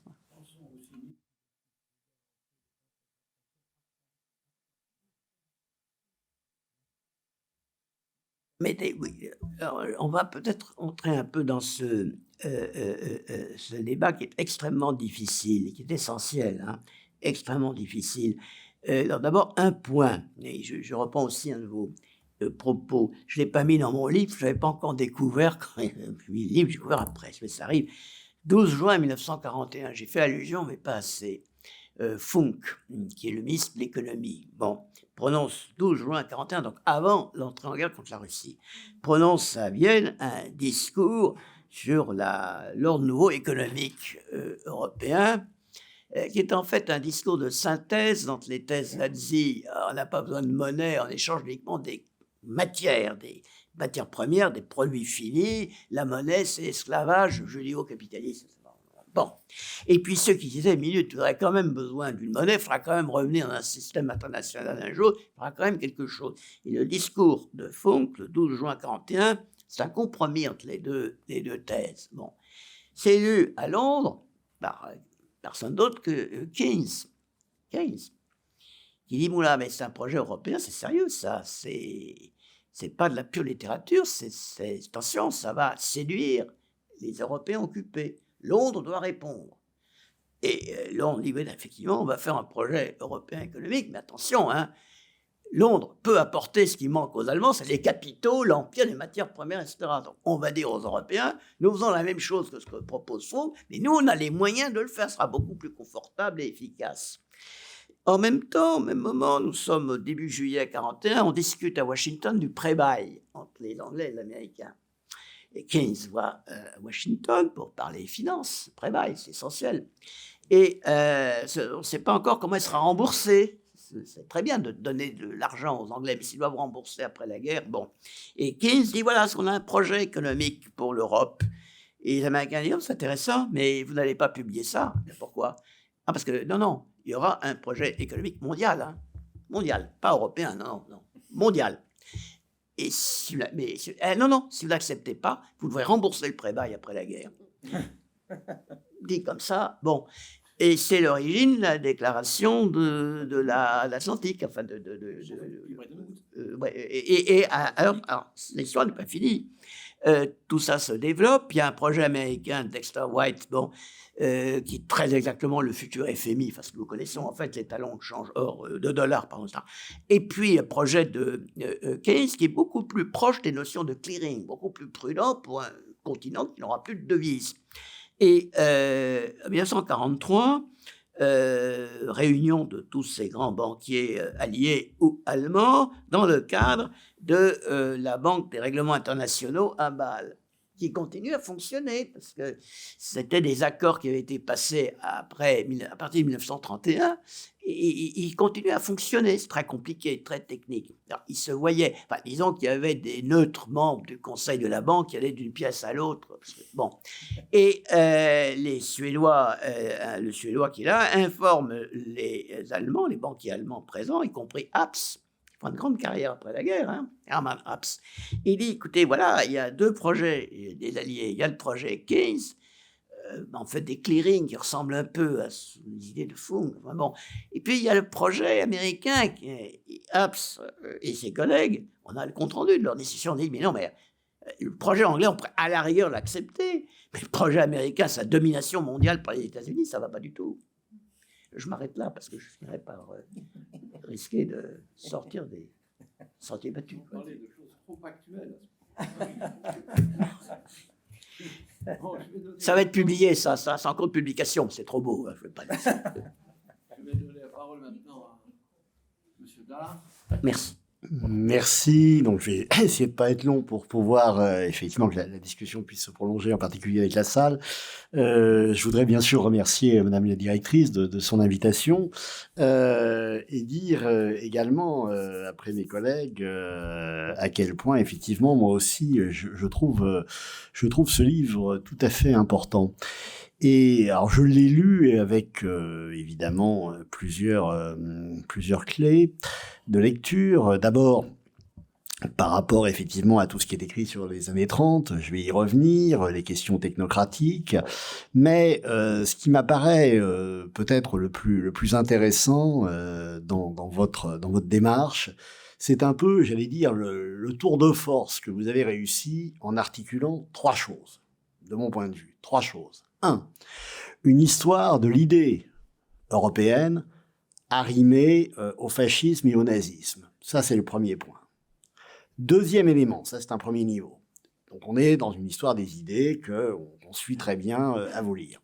Deuxième élément, et là on retrouve évidemment tout l'internationaliste, c'est l'analyse des politiques extérieures des différents régimes. Et là, on les a un par un, Italie bien sûr et Allemagne, mais Vichy dans le milieu, avec effectivement cet accent mis sur les projets européens.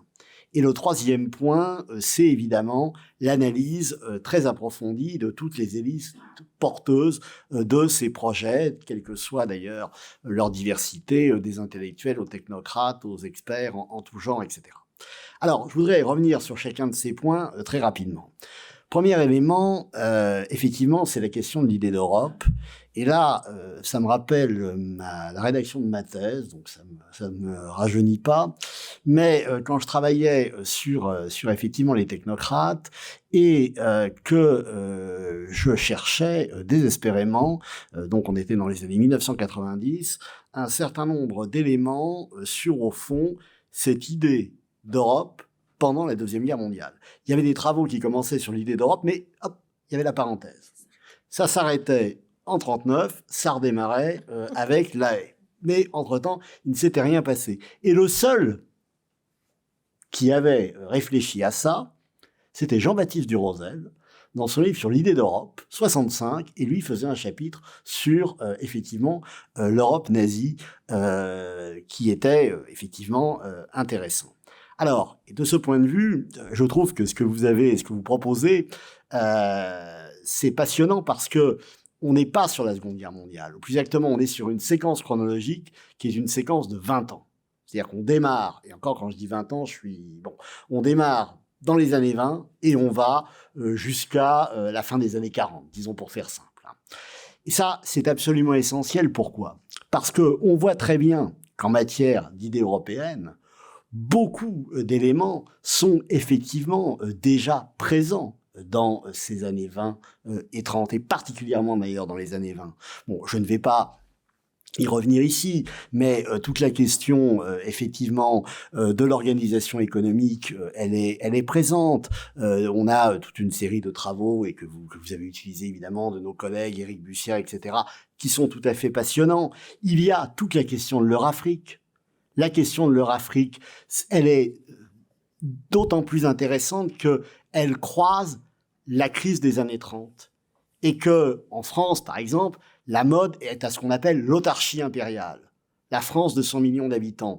Et cette idée, au fond, de faire l'Eurafrique, c'est une idée que toute une série de décideurs développent, et pas seulement en France d'ailleurs, dans l'entre-deux-guerres, avec, par exemple, on est en 36-37, cette idée que, par exemple, si on voulait éviter peut-être une guerre avec l'Allemagne, on pourrait rétrocéder à l'Allemagne un certain nombre de colonies. On pourrait s'entendre, et on pourrait même, on lit ça dans des revues comme les Nouveaux Cahiers, on pourrait même réfléchir à toute une série de grands travaux qu'on mettrait en place. On a l'impression de vous lire quelques années plus tard, et d'ailleurs les personnages sont à peu près les mêmes, disons-le clairement.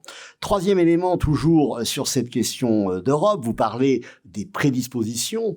Moi, je crois qu'il y a un élément qui est très important, et là, je me place plutôt du point de vue des élites françaises, mais j'ajouterai aussi les Belges, que je connais quand même un peu aussi, c'est un fond de germanophilie.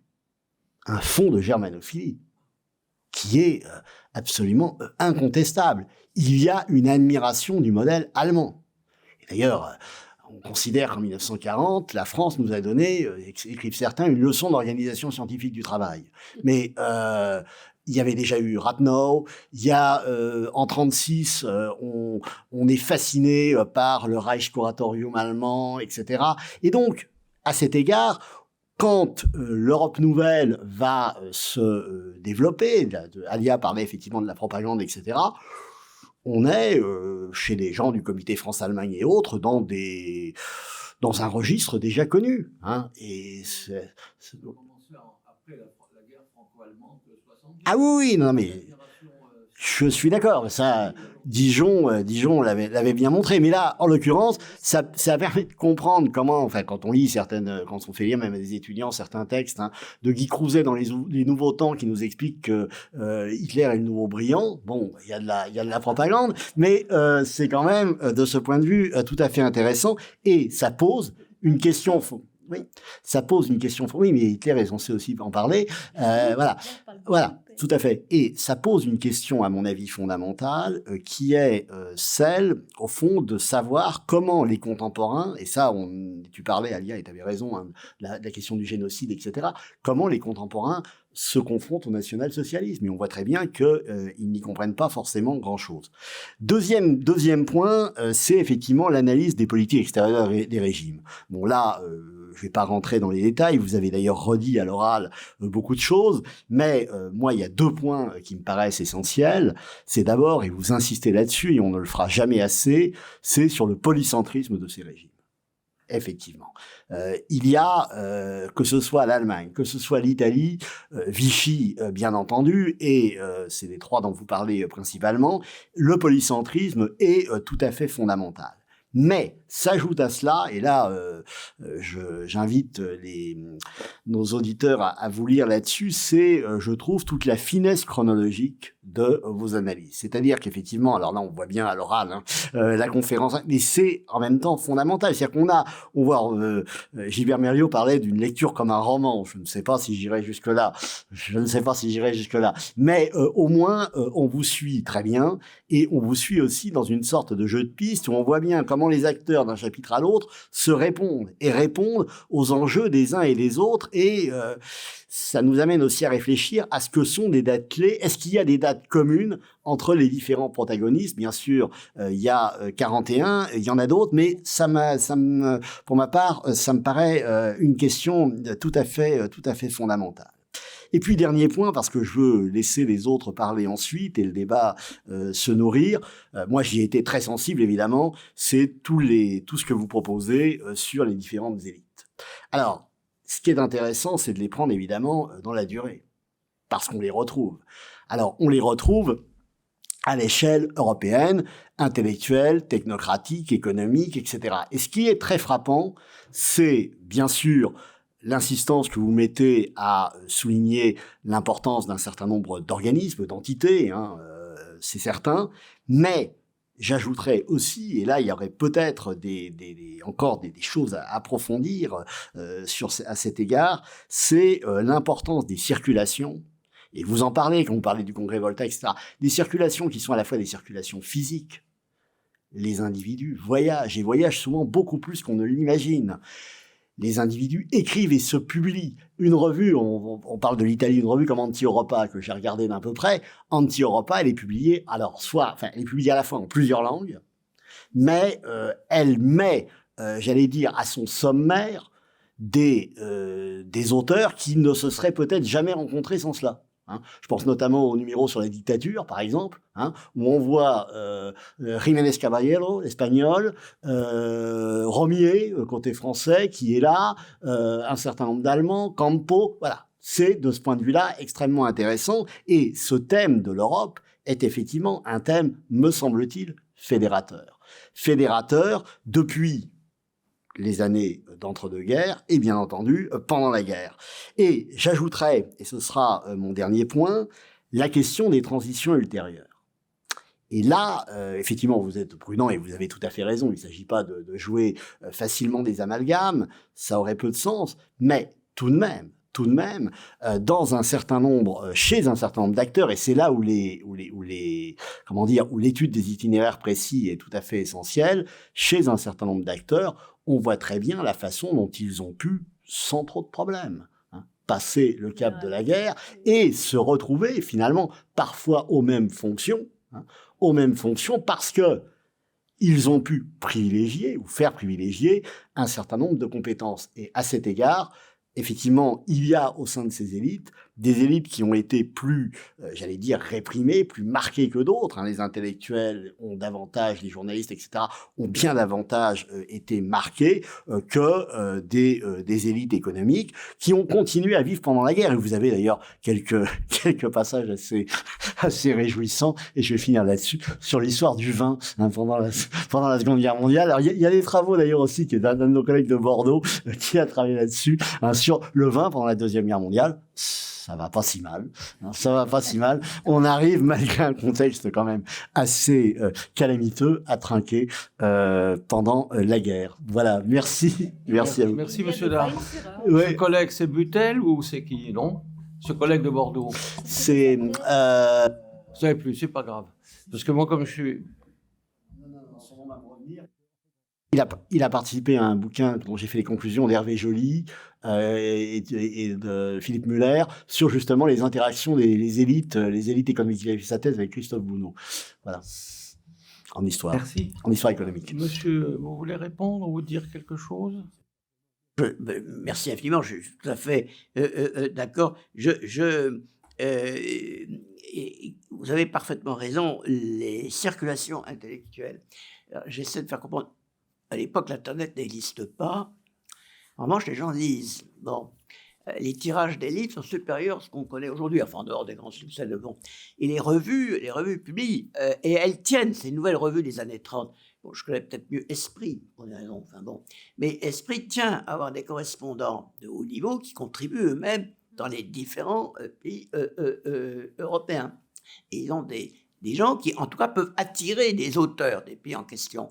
Une revue de haut niveau dans les années 20 ou 30 ne se conçoit pas, vous avez parfaitement raison, sans une participation internationale. Et d'ailleurs, la revue universelle, Jacques Bainville, c'est l'Action française quand même, Jacques Bainville, en 1920, Massis et Bainville, il crée la revue universelle, ça s'appelle Universelle. C'est l'Action française, le journal quotidien, et la revue universelle qui apporte pas dire un contrepoint, plutôt un complément, je pense que vous serez d'accord avec cette formule. Vous avez absolument raison, c'est essentiel. Et il faut aller lire ces revues, pas toujours très facile. Certaines sont accessibles par Internet, en digitalisé, mais vous avez parfaitement raison. Alors, en ce qui concerne le fond de germanophilie, c'est au moins de l'admiration de l'Allemagne. Tout simplement parce que la production intellectuelle, scientifique, philosophique de l'Allemagne est considérable, ça c'est une évidence, mais en plus, techniquement, alors pardonnez-moi, c'est une tonneau d'esprit, enfin bon, certaines organisations techniques allemandes ont 20 ans d'avance. Pour avoir un téléphone en France équivalent à ce qui existait en Allemagne sous la République de Weimar et sous le Troisième Reich, forcément, il faudra attendre jusqu'à d'Estaing, hein. Je ne plaisante pas, je pourrais développer ça indéfiniment. Les installations techniques les plus avancées en France en 1940, elles ont été construites au titre des réparations par les Allemands. Le réseau téléphonique, les grands câbles de communication, les voies ferrées électrifiées vers Bordeaux, etc. Ce qui fait que quand les Allemands occupent en 1940, ils ont tous les plans. Ils s'installent tout de suite, ils savent où exactement sont les nœuds de communication. C'est fondamental, c'est fondamental. Vous avez tout à coup une petite garnison allemande, vous vous demandez ce qu'elle fait là, des années après, mais si, il y avait un nœud de communication essentiel entre le Reich et la côte atlantique avec toutes les bases. Ce sont des aspects qui témoignent d'une supériorité technique à l'époque, en tout cas, que vous pouvez d'ailleurs retrouver aujourd'hui en regardant les films.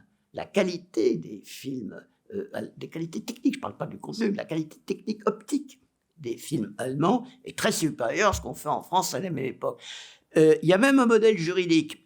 Les professeurs de droit prisonniers ont fait des thèses en utilisant les ressources des bibliothèques que mettaient à leur disposition les responsables des OFLAG.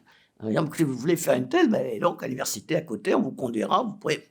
Et ils étudient le droit allemand, et ça c'est très intéressant aussi pour la suite, parce qu'on se rend compte que ce droit allemand qui est romain, mais quand même romain germanique, est un peu particulier, il comporte des tas d'aspects très, très modernes. Ce sont beaucoup de questions qui sont récupérées par la suite par des gens qui n'avaient absolument rien de national-socialiste, je dois vous le dire. Voilà, donc je suis entièrement d'accord. Il y a beaucoup de travaux à faire. Moi, je ne peux plus diriger de thèse, parce que je suis à la retraite, malheureusement, mais allez-y, hein. Allez-y, les amis. Madame Aglan, vous voulez ajouter quelque chose ? Non, franchement, non. Peut-être féliciter tout le monde d'avoir rendu le débat agréable. Non, moi je voudrais dire, si vous me permettez, il me semble qu'on n'a pas assez insisté ici sur une opposition que vous faites sans arrêt entre deux conceptions de ce grand ensemble eurafricain.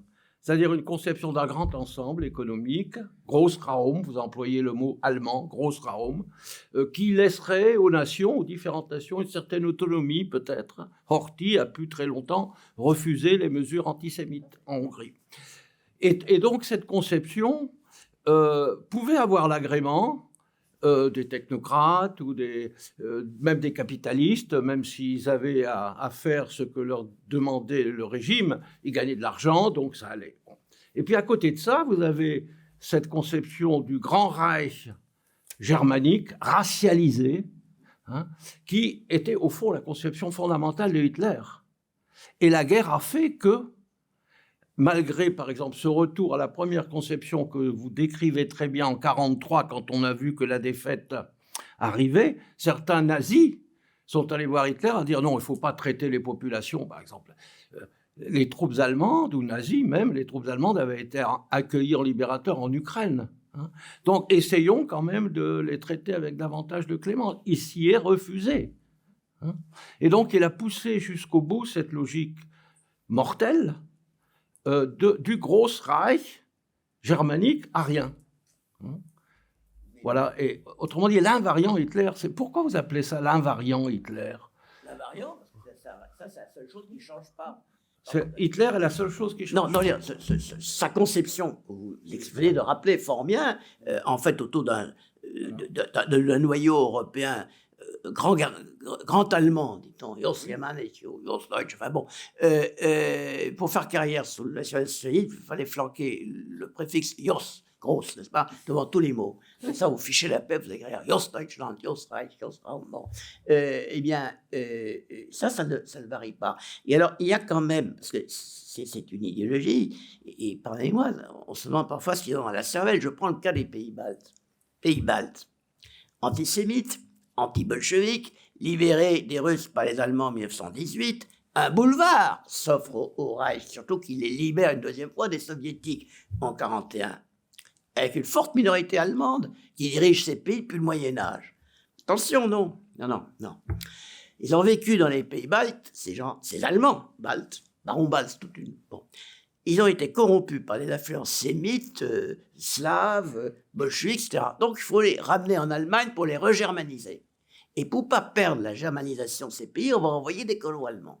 Donc il y a eu un double mouvement qui a abouti au désastre que vous pouvez imaginer. On a envoyé des Allemands dans différentes régions dans les pays baltes, ils ne savaient pas quoi y faire, et on a ramené dans le Reich des Allemands installés depuis le XVe siècle dans ces régions, en fonction de cette vision idéologique de gens qui avaient été corrompus par des influences délétères, par des bacilles. Voilà. Enfin bon, ça a échoué, c'est pas par hasard. Enfin. Non, mais ce qui m'a frappé, justement, la présence de Hitler dans votre livre. Hein, ça ne laisse aucune place à l'interprétation dite fonctionnaliste du national-socialisme. Hein. Hitler est toujours présent, là. Hein. Je sais. Avec une bureaucratie très active, des bureaucraties rivales et très actives. Moi, je trouve que ça n'élimine pas la thèse fonctionnaliste. Mais par contre, le savant dosage de rationnel et d'irrationnel qui finalement, où c'est quand même l'irrationnel qui domine, ça doit nous empêcher de trop insister sur les continuités en termes de projets européens, selon moi.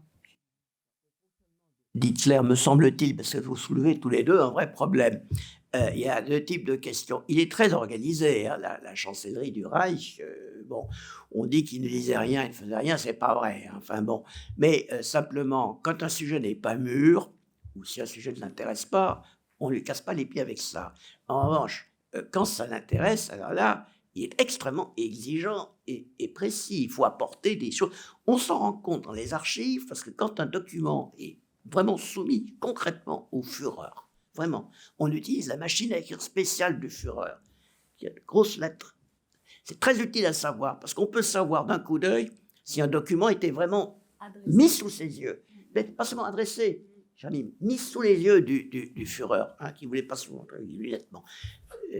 Et il est extrêmement présent. C'est le génie du mal, ce que je vous dis. Enfin, ça, c'est bien. Le moment est venu pour donner la parole à la salle. Je n'ai aucune question venant des gens qui regardent ça par distanciel. Alors je vois déjà...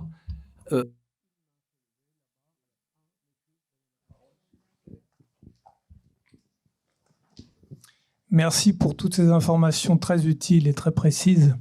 Je voudrais un petit peu rebondir dans le sens que vous avez dit sur le manque de cohérence et d'européanité du Troisième Reich notamment, qui explique à mon avis en partie la défaite. Je pense que cette période, évidemment, vous l'avez rappelé, c'est une période où l'Europe subsiste, mais c'est quand même une dépression européenne à cause du nationalisme raciste d'Hitler. Et je prends 2 exemples qui, à mon avis, contribuent directement à la défaite de l'Allemagne. Premièrement, Hitler refuse de mobiliser et de recruter des troupes de France et de Pologne. Avec des troupes de ces 2 pays, il pouvait augmenter de manière significative sa force militaire et peut-être repousser un débarquement. Et deuxième exemple, la persécution et l'extermination des Juifs européens et la fuite des cerveaux qui en a découlé. Donc je pense qu'il faut... Bon, j'apprécie le travail très documenté et profond qui a été effectué, mais il faut remettre dans un contexte, à mon avis, de dépression de l'idée européenne, le nazisme et le fascisme. Merci.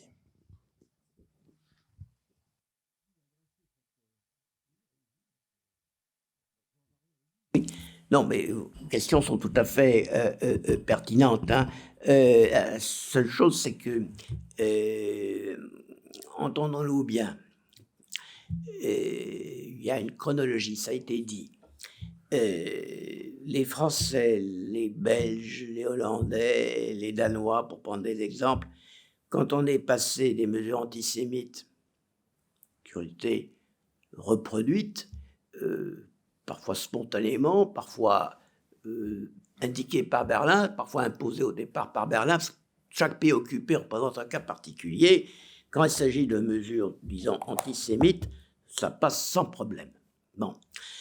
Quand on en arrive à la déportation des Juifs, c'est là que commence, en France, aux Pays-Bas, au Danemark, des résistances qui sont manifestes par des mouvements de grève, de solidarité publique, au Danemark, aux Pays-Bas.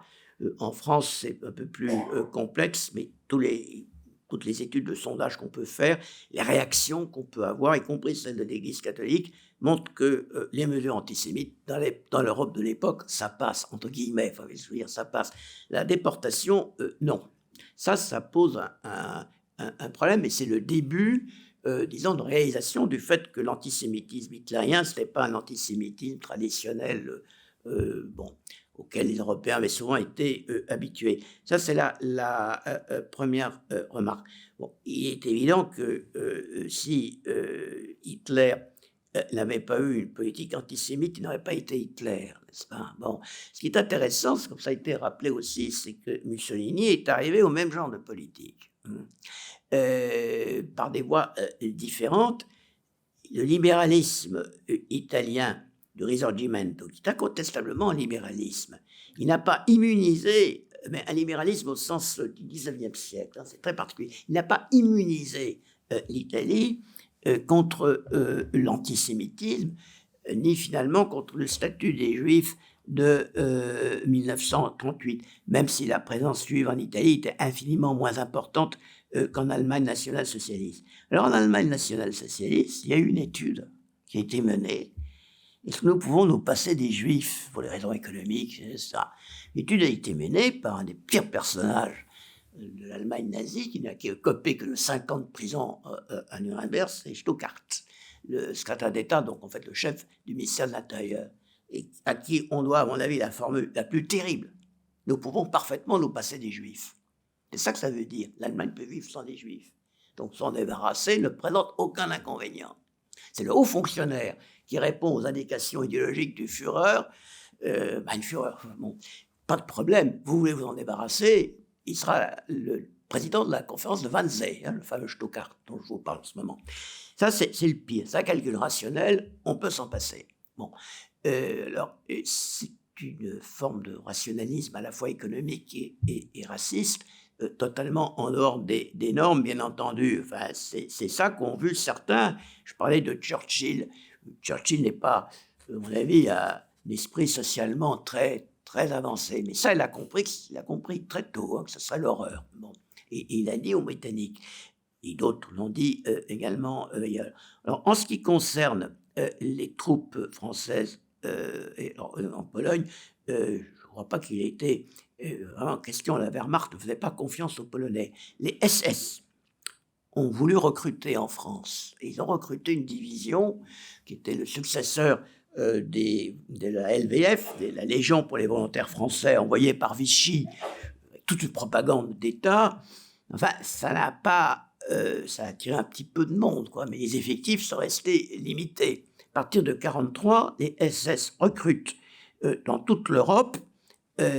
Ça marche dans les pays baltes, ça marche à l'est de l'Europe. Ils ont même une armée russe, l'armée Vlasov, ça marche. En Europe occidentale, bon, il y a des excités du mouvement rexiste en Wallonie, en France, la LVF et puis la division Charlemagne, mais ça, c'est limité. Et les Allemands savent très bien qu'on ne peut pas forcer des gens qui ne veulent pas se battre à se battre, même si, bien entendu, la propagande monte en épingle. La division Charlemagne monte au front, enfin, tout ça, bien entendu. Bon, vous avez tout. Le bunker en 1945, ces derniers défenseurs sont des gens de la Charlemagne. Enfin, bon, ça fait partie des histoires européennes. Donc, que ce soit une dépression de l'idée européenne, je dirais plutôt c'est une déformation. Vous savez, moi, l'Europe, comme historien, parce que j'en pense, moi, comme historien, c'est pas l'histoire sainte, l'Europe. Hein. Demandez à un historien d'un autre continent ce qu'il pense de l'histoire européenne, il pourrait être extrêmement critique. L'Europe, c'est ce que c'est. Bon. Donc, c'est une évolution, que très bien rappelée par mes collègues, en particulier par M. Dard. De notre point de vue, évidemment, c'est une impasse sur une dépression, j'aurais tendance à dire, c'est une surexcitation de l'idée européenne. Surexcitation de l'idée européenne. Une forme de fermeture, même si le mot national ne s'applique pas par définition, mais enfin, c'est une crispation, on va chercher le mot, c'est une crispation d'un continent qui a l'impression de perdre ses bases à l'intérieur et dans le monde. C'est plutôt comme ça que je vois les choses. Enfin, voilà, j'essaie de... Vous voyez mon point de vue, monsieur. On entend? Oui. Je viens des Antipodes, je viens du Chili. Alors, j'ai une vision très particulière de ce que c'est l'Europe. Je viens d'une famille moitié allemande, une famille moitié française. Mes parents se sont mariés le jour de l'entrée des nazis à Paris. Et ma mère a passé ses meilleures années de jeune fille et de jeune femme comme secrétaire du consulat du Chili à Hambourg, jusqu'en 1940, pendant que mon père travaillé à l'East Chalmers, où on fabriquait la bombe atomique. Donc, mes liens avec l'Europe sont très, très particuliers. Et les liens du Chili avec l'Allemagne, en particulier avec la France, sont aussi très particuliers. Lorsque l'amiral von Spree, qui a dû quitter sa base de Tsingtao en Chine, et il fait le grand tour du Pacifique, essayant de trouver du charbon à droite et à gauche, quand il se rencontre la flotte britannique devant les côtes du Chili, il est vainqueur. Et il remonte à Valparaiso, où mes grands-parents et toute la communauté allemande de Valparaiso, qui est énorme, l'accueillent comme la grande victoire de l'Allemagne sur l'Angleterre. Bon, le graf Spee, le comte, va finir ses jours une année après au Falkland, où il meurt donc avec son bateau. J'ai eu un moment de malaise pendant votre débat, parce que quand même, il y a eu une guerre. Et la référence que vous faites au Caput de Malaparte m'a beaucoup rassuré au début de l'ouvrage. Celui qui n'a pas lu le Caput de Malaparte, je pense que c'est beaucoup plus instructif, pardonnez-moi, hein, que le journal de Paul Morand, qui, avec sa comtesse roumaine antisémite, mais jusqu'aux os, comme l'a beaucoup démontré Nourricier, même beaucoup après la guerre, hein, pas avant. J'ai eu un malaise parce que tout ça a eu un prix. Et l'Europe d'aujourd'hui aussi a un prix. Mais à l'époque, c'est extraordinairement compliqué, chronologiquement, et du point de vue rationnel et irrationnel, auquel vous faites, qui est une distinction un peu douteuse, à mon avis. Où commence l'irrationnel? Quand on prépare une guerre, quand on prépare des forces armées, quand on fait le réarmement. Est-ce qu'on est déjà dans l'irrationnel?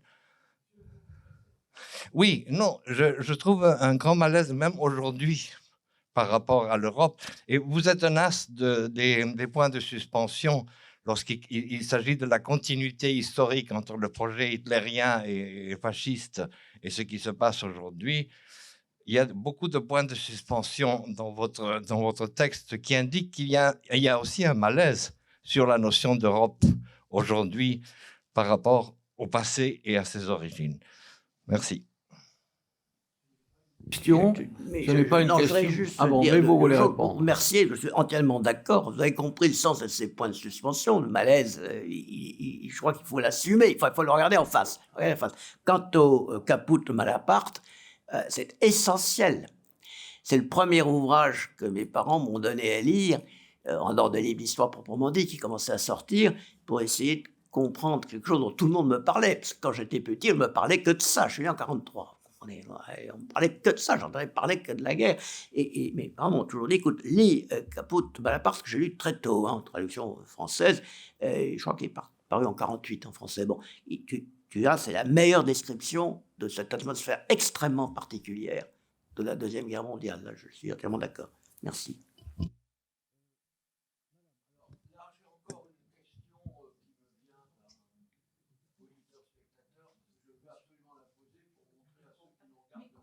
Pardon, ceux qui nous regardent de loin, qu'on tient compte aussi de leur présence et de leur avis.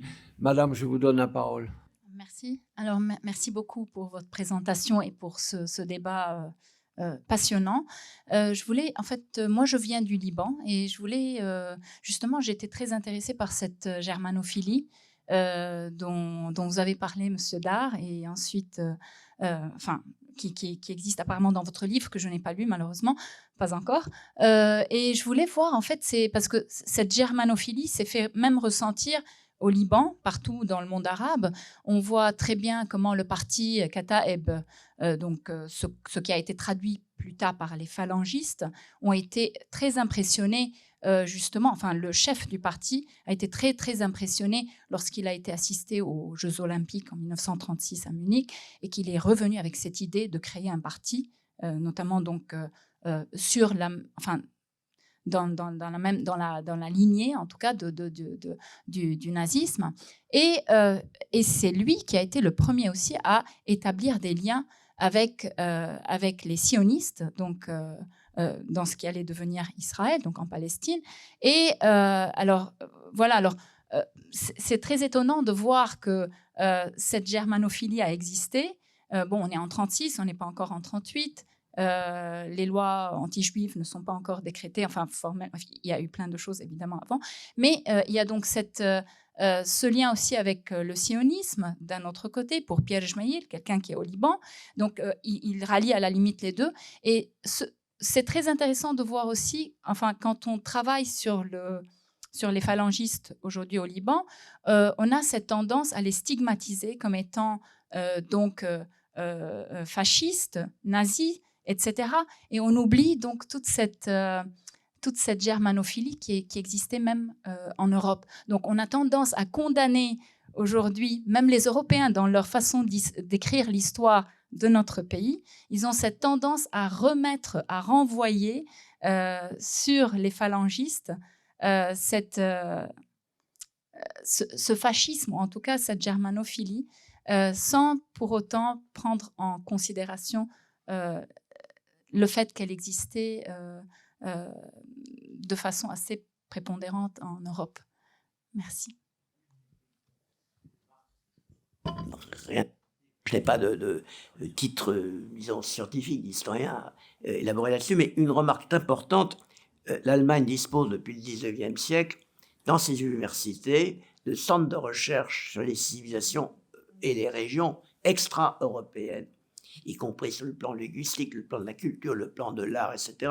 Regardez l'histoire de l'archéologie allemande, comme de l'archéologie italienne. Il y a eu une thèse sur l'archéologie italienne en Méditerranée d'une de mes amies, d'ailleurs, Florence, Marta Petriccioli, qui montre très bien comment ces projets archéologiques induisent, ou scientifiques en général, et la présence d'experts, de professeurs dans les universités allemandes en particulier, induisent tout un courant. Il faut prendre la biographie des grands indépendantistes du XXe siècle. Beaucoup, à commencer par l'Indien, dont j'oublie toujours le nom, c'est... Non, le chef du parti indépendantiste indien, le premier, pas Gandhi, un autre plus brutal, il a fait ses études à Berlin. Dubois, américain, qui est l'un des fondateur de l'afro-américanisme, si vous voulez, a fait ses études à Berlin avant 14 et ainsi de suite, plusieurs exemples. Alors ça, c'est une chose qu'en général, les Français ne voient pas ou oublient, mais c'est fondamental pour les rapports, les perceptions. Les diplomates allemands qui officient, ou si je voulais dire, au Moyen-Orient pendant la guerre, ça, ils connaissent tout le monde, ils savent exactement ce qu'ils peuvent faire. Il y en a un qui est particulièrement venimeux, que j'ai repéré, Von Hunting, n'est-ce pas? Salaud, bon. Et donc, il y a une présence multipliée. Je parlais de la supériorité technique. La radio allemande, hein, on entend partout. Hein. Voilà. On va... C'est un weites Feld, comme dit. Ce que je voudrais dire quand même sur... Je vous donne la parole. Hein. Il ne faut pas quand même exagérer la germanophilie entre l'entre-deux-guerres. Mon grand-père avait combattu à Verdun, il n'aimait pas les Boches, non, mais ça, comme il disait. Bon. Et il y avait la germanophilie était quand même très mêlée de frousse. Hein. Ce pacifisme un peu exagéré, Giono disant « vaut mieux être brun que mort », etc. Donc, non, mais moi, je parlais très précisément. Non, mais j'ai beaucoup travaillé sur l'Action française et les nationalistes, donc je peux vous dire qu'eux ne sont pas germanophiles, ça c'est sûr. Non, moi, je parlais d'un certain nombre d'élites dont parlait Georges-Henri, c'est-à-dire, effectivement, toute une série de milieux technocratiques et autres qui, eux, sont effectivement fascinés. Alors, avec un mélange, d'ailleurs, c'est là où c'est intéressant, parce qu'ils peuvent être aussi bien, d'ailleurs, fascinés par l'Allemagne que par les États-Unis. Ça aussi, on a tendance à l'oublier. Je ne dis pas que ça n'existe pas, je dis qu'il faut quand même un peu ne pas dire que c'était un phénomène absolument déterminant. Oui, voilà, je vais lire ça. Avant ça, je voudrais dire quand même... Non, je vais lire cette question. Merci beaucoup. C'est un monsieur ou une dame, Gasnier, qui nous envoie ça. Alors, elle nous pose la question de l'influence des vues de la Pan-Europe, là, de Richard Coudenhove-Kalergi, sur les conceptions européennes. C'est vrai qu'on n'en a pas parlé, mais est-ce qu'elles ont été très importantes? Il a rencontré Mussolini. Et il a tenté de le dater, ça c'est un fait. Bon, il a tenté de convaincre Mussolini d'aller dans son sens. Alors, Mussolini, là, écarté, c'était pas ce qu'il avait en tête. Hein. Mais Coudenhove-Kalergi a eu une petite tentative de contact avec Mussolini. Enfin, et il écrit dans Pan-Europe, il écrit dans Anti-Europa aussi. Ah oui, de Gravel. Il est en contact avec tout le monde, hein, Coudenhove. Bien, écoutez, je vous remercie. Je voulais dire encore à ce monsieur, effectivement, j'étais sensible à votre question, monsieur, là, sur... je crois que le national-socialisme a été une culture de mort, de guerre et de mort. Et effectivement, c'est pourquoi, d'ailleurs, j'insisterai beaucoup, en ce qui me concerne, sur l'instrumentalisation et l'insincérité, je dirais, l'instrumentalisation possible dont il a usé, évidemment, de ces projets pan-européens des puissances de l'Axe. Mais enfin, on ne va pas relancer un débat. Je vous remercie. Je remercie... Ben non, il n'y a pas de traductrice. Je vous remercie. Je vous remercie de vos questions, de votre écoute. Merci, Madame la directrice, encore. Merci, mes chers collègues, de ces si intéressants échanges de vues. Bonne soirée.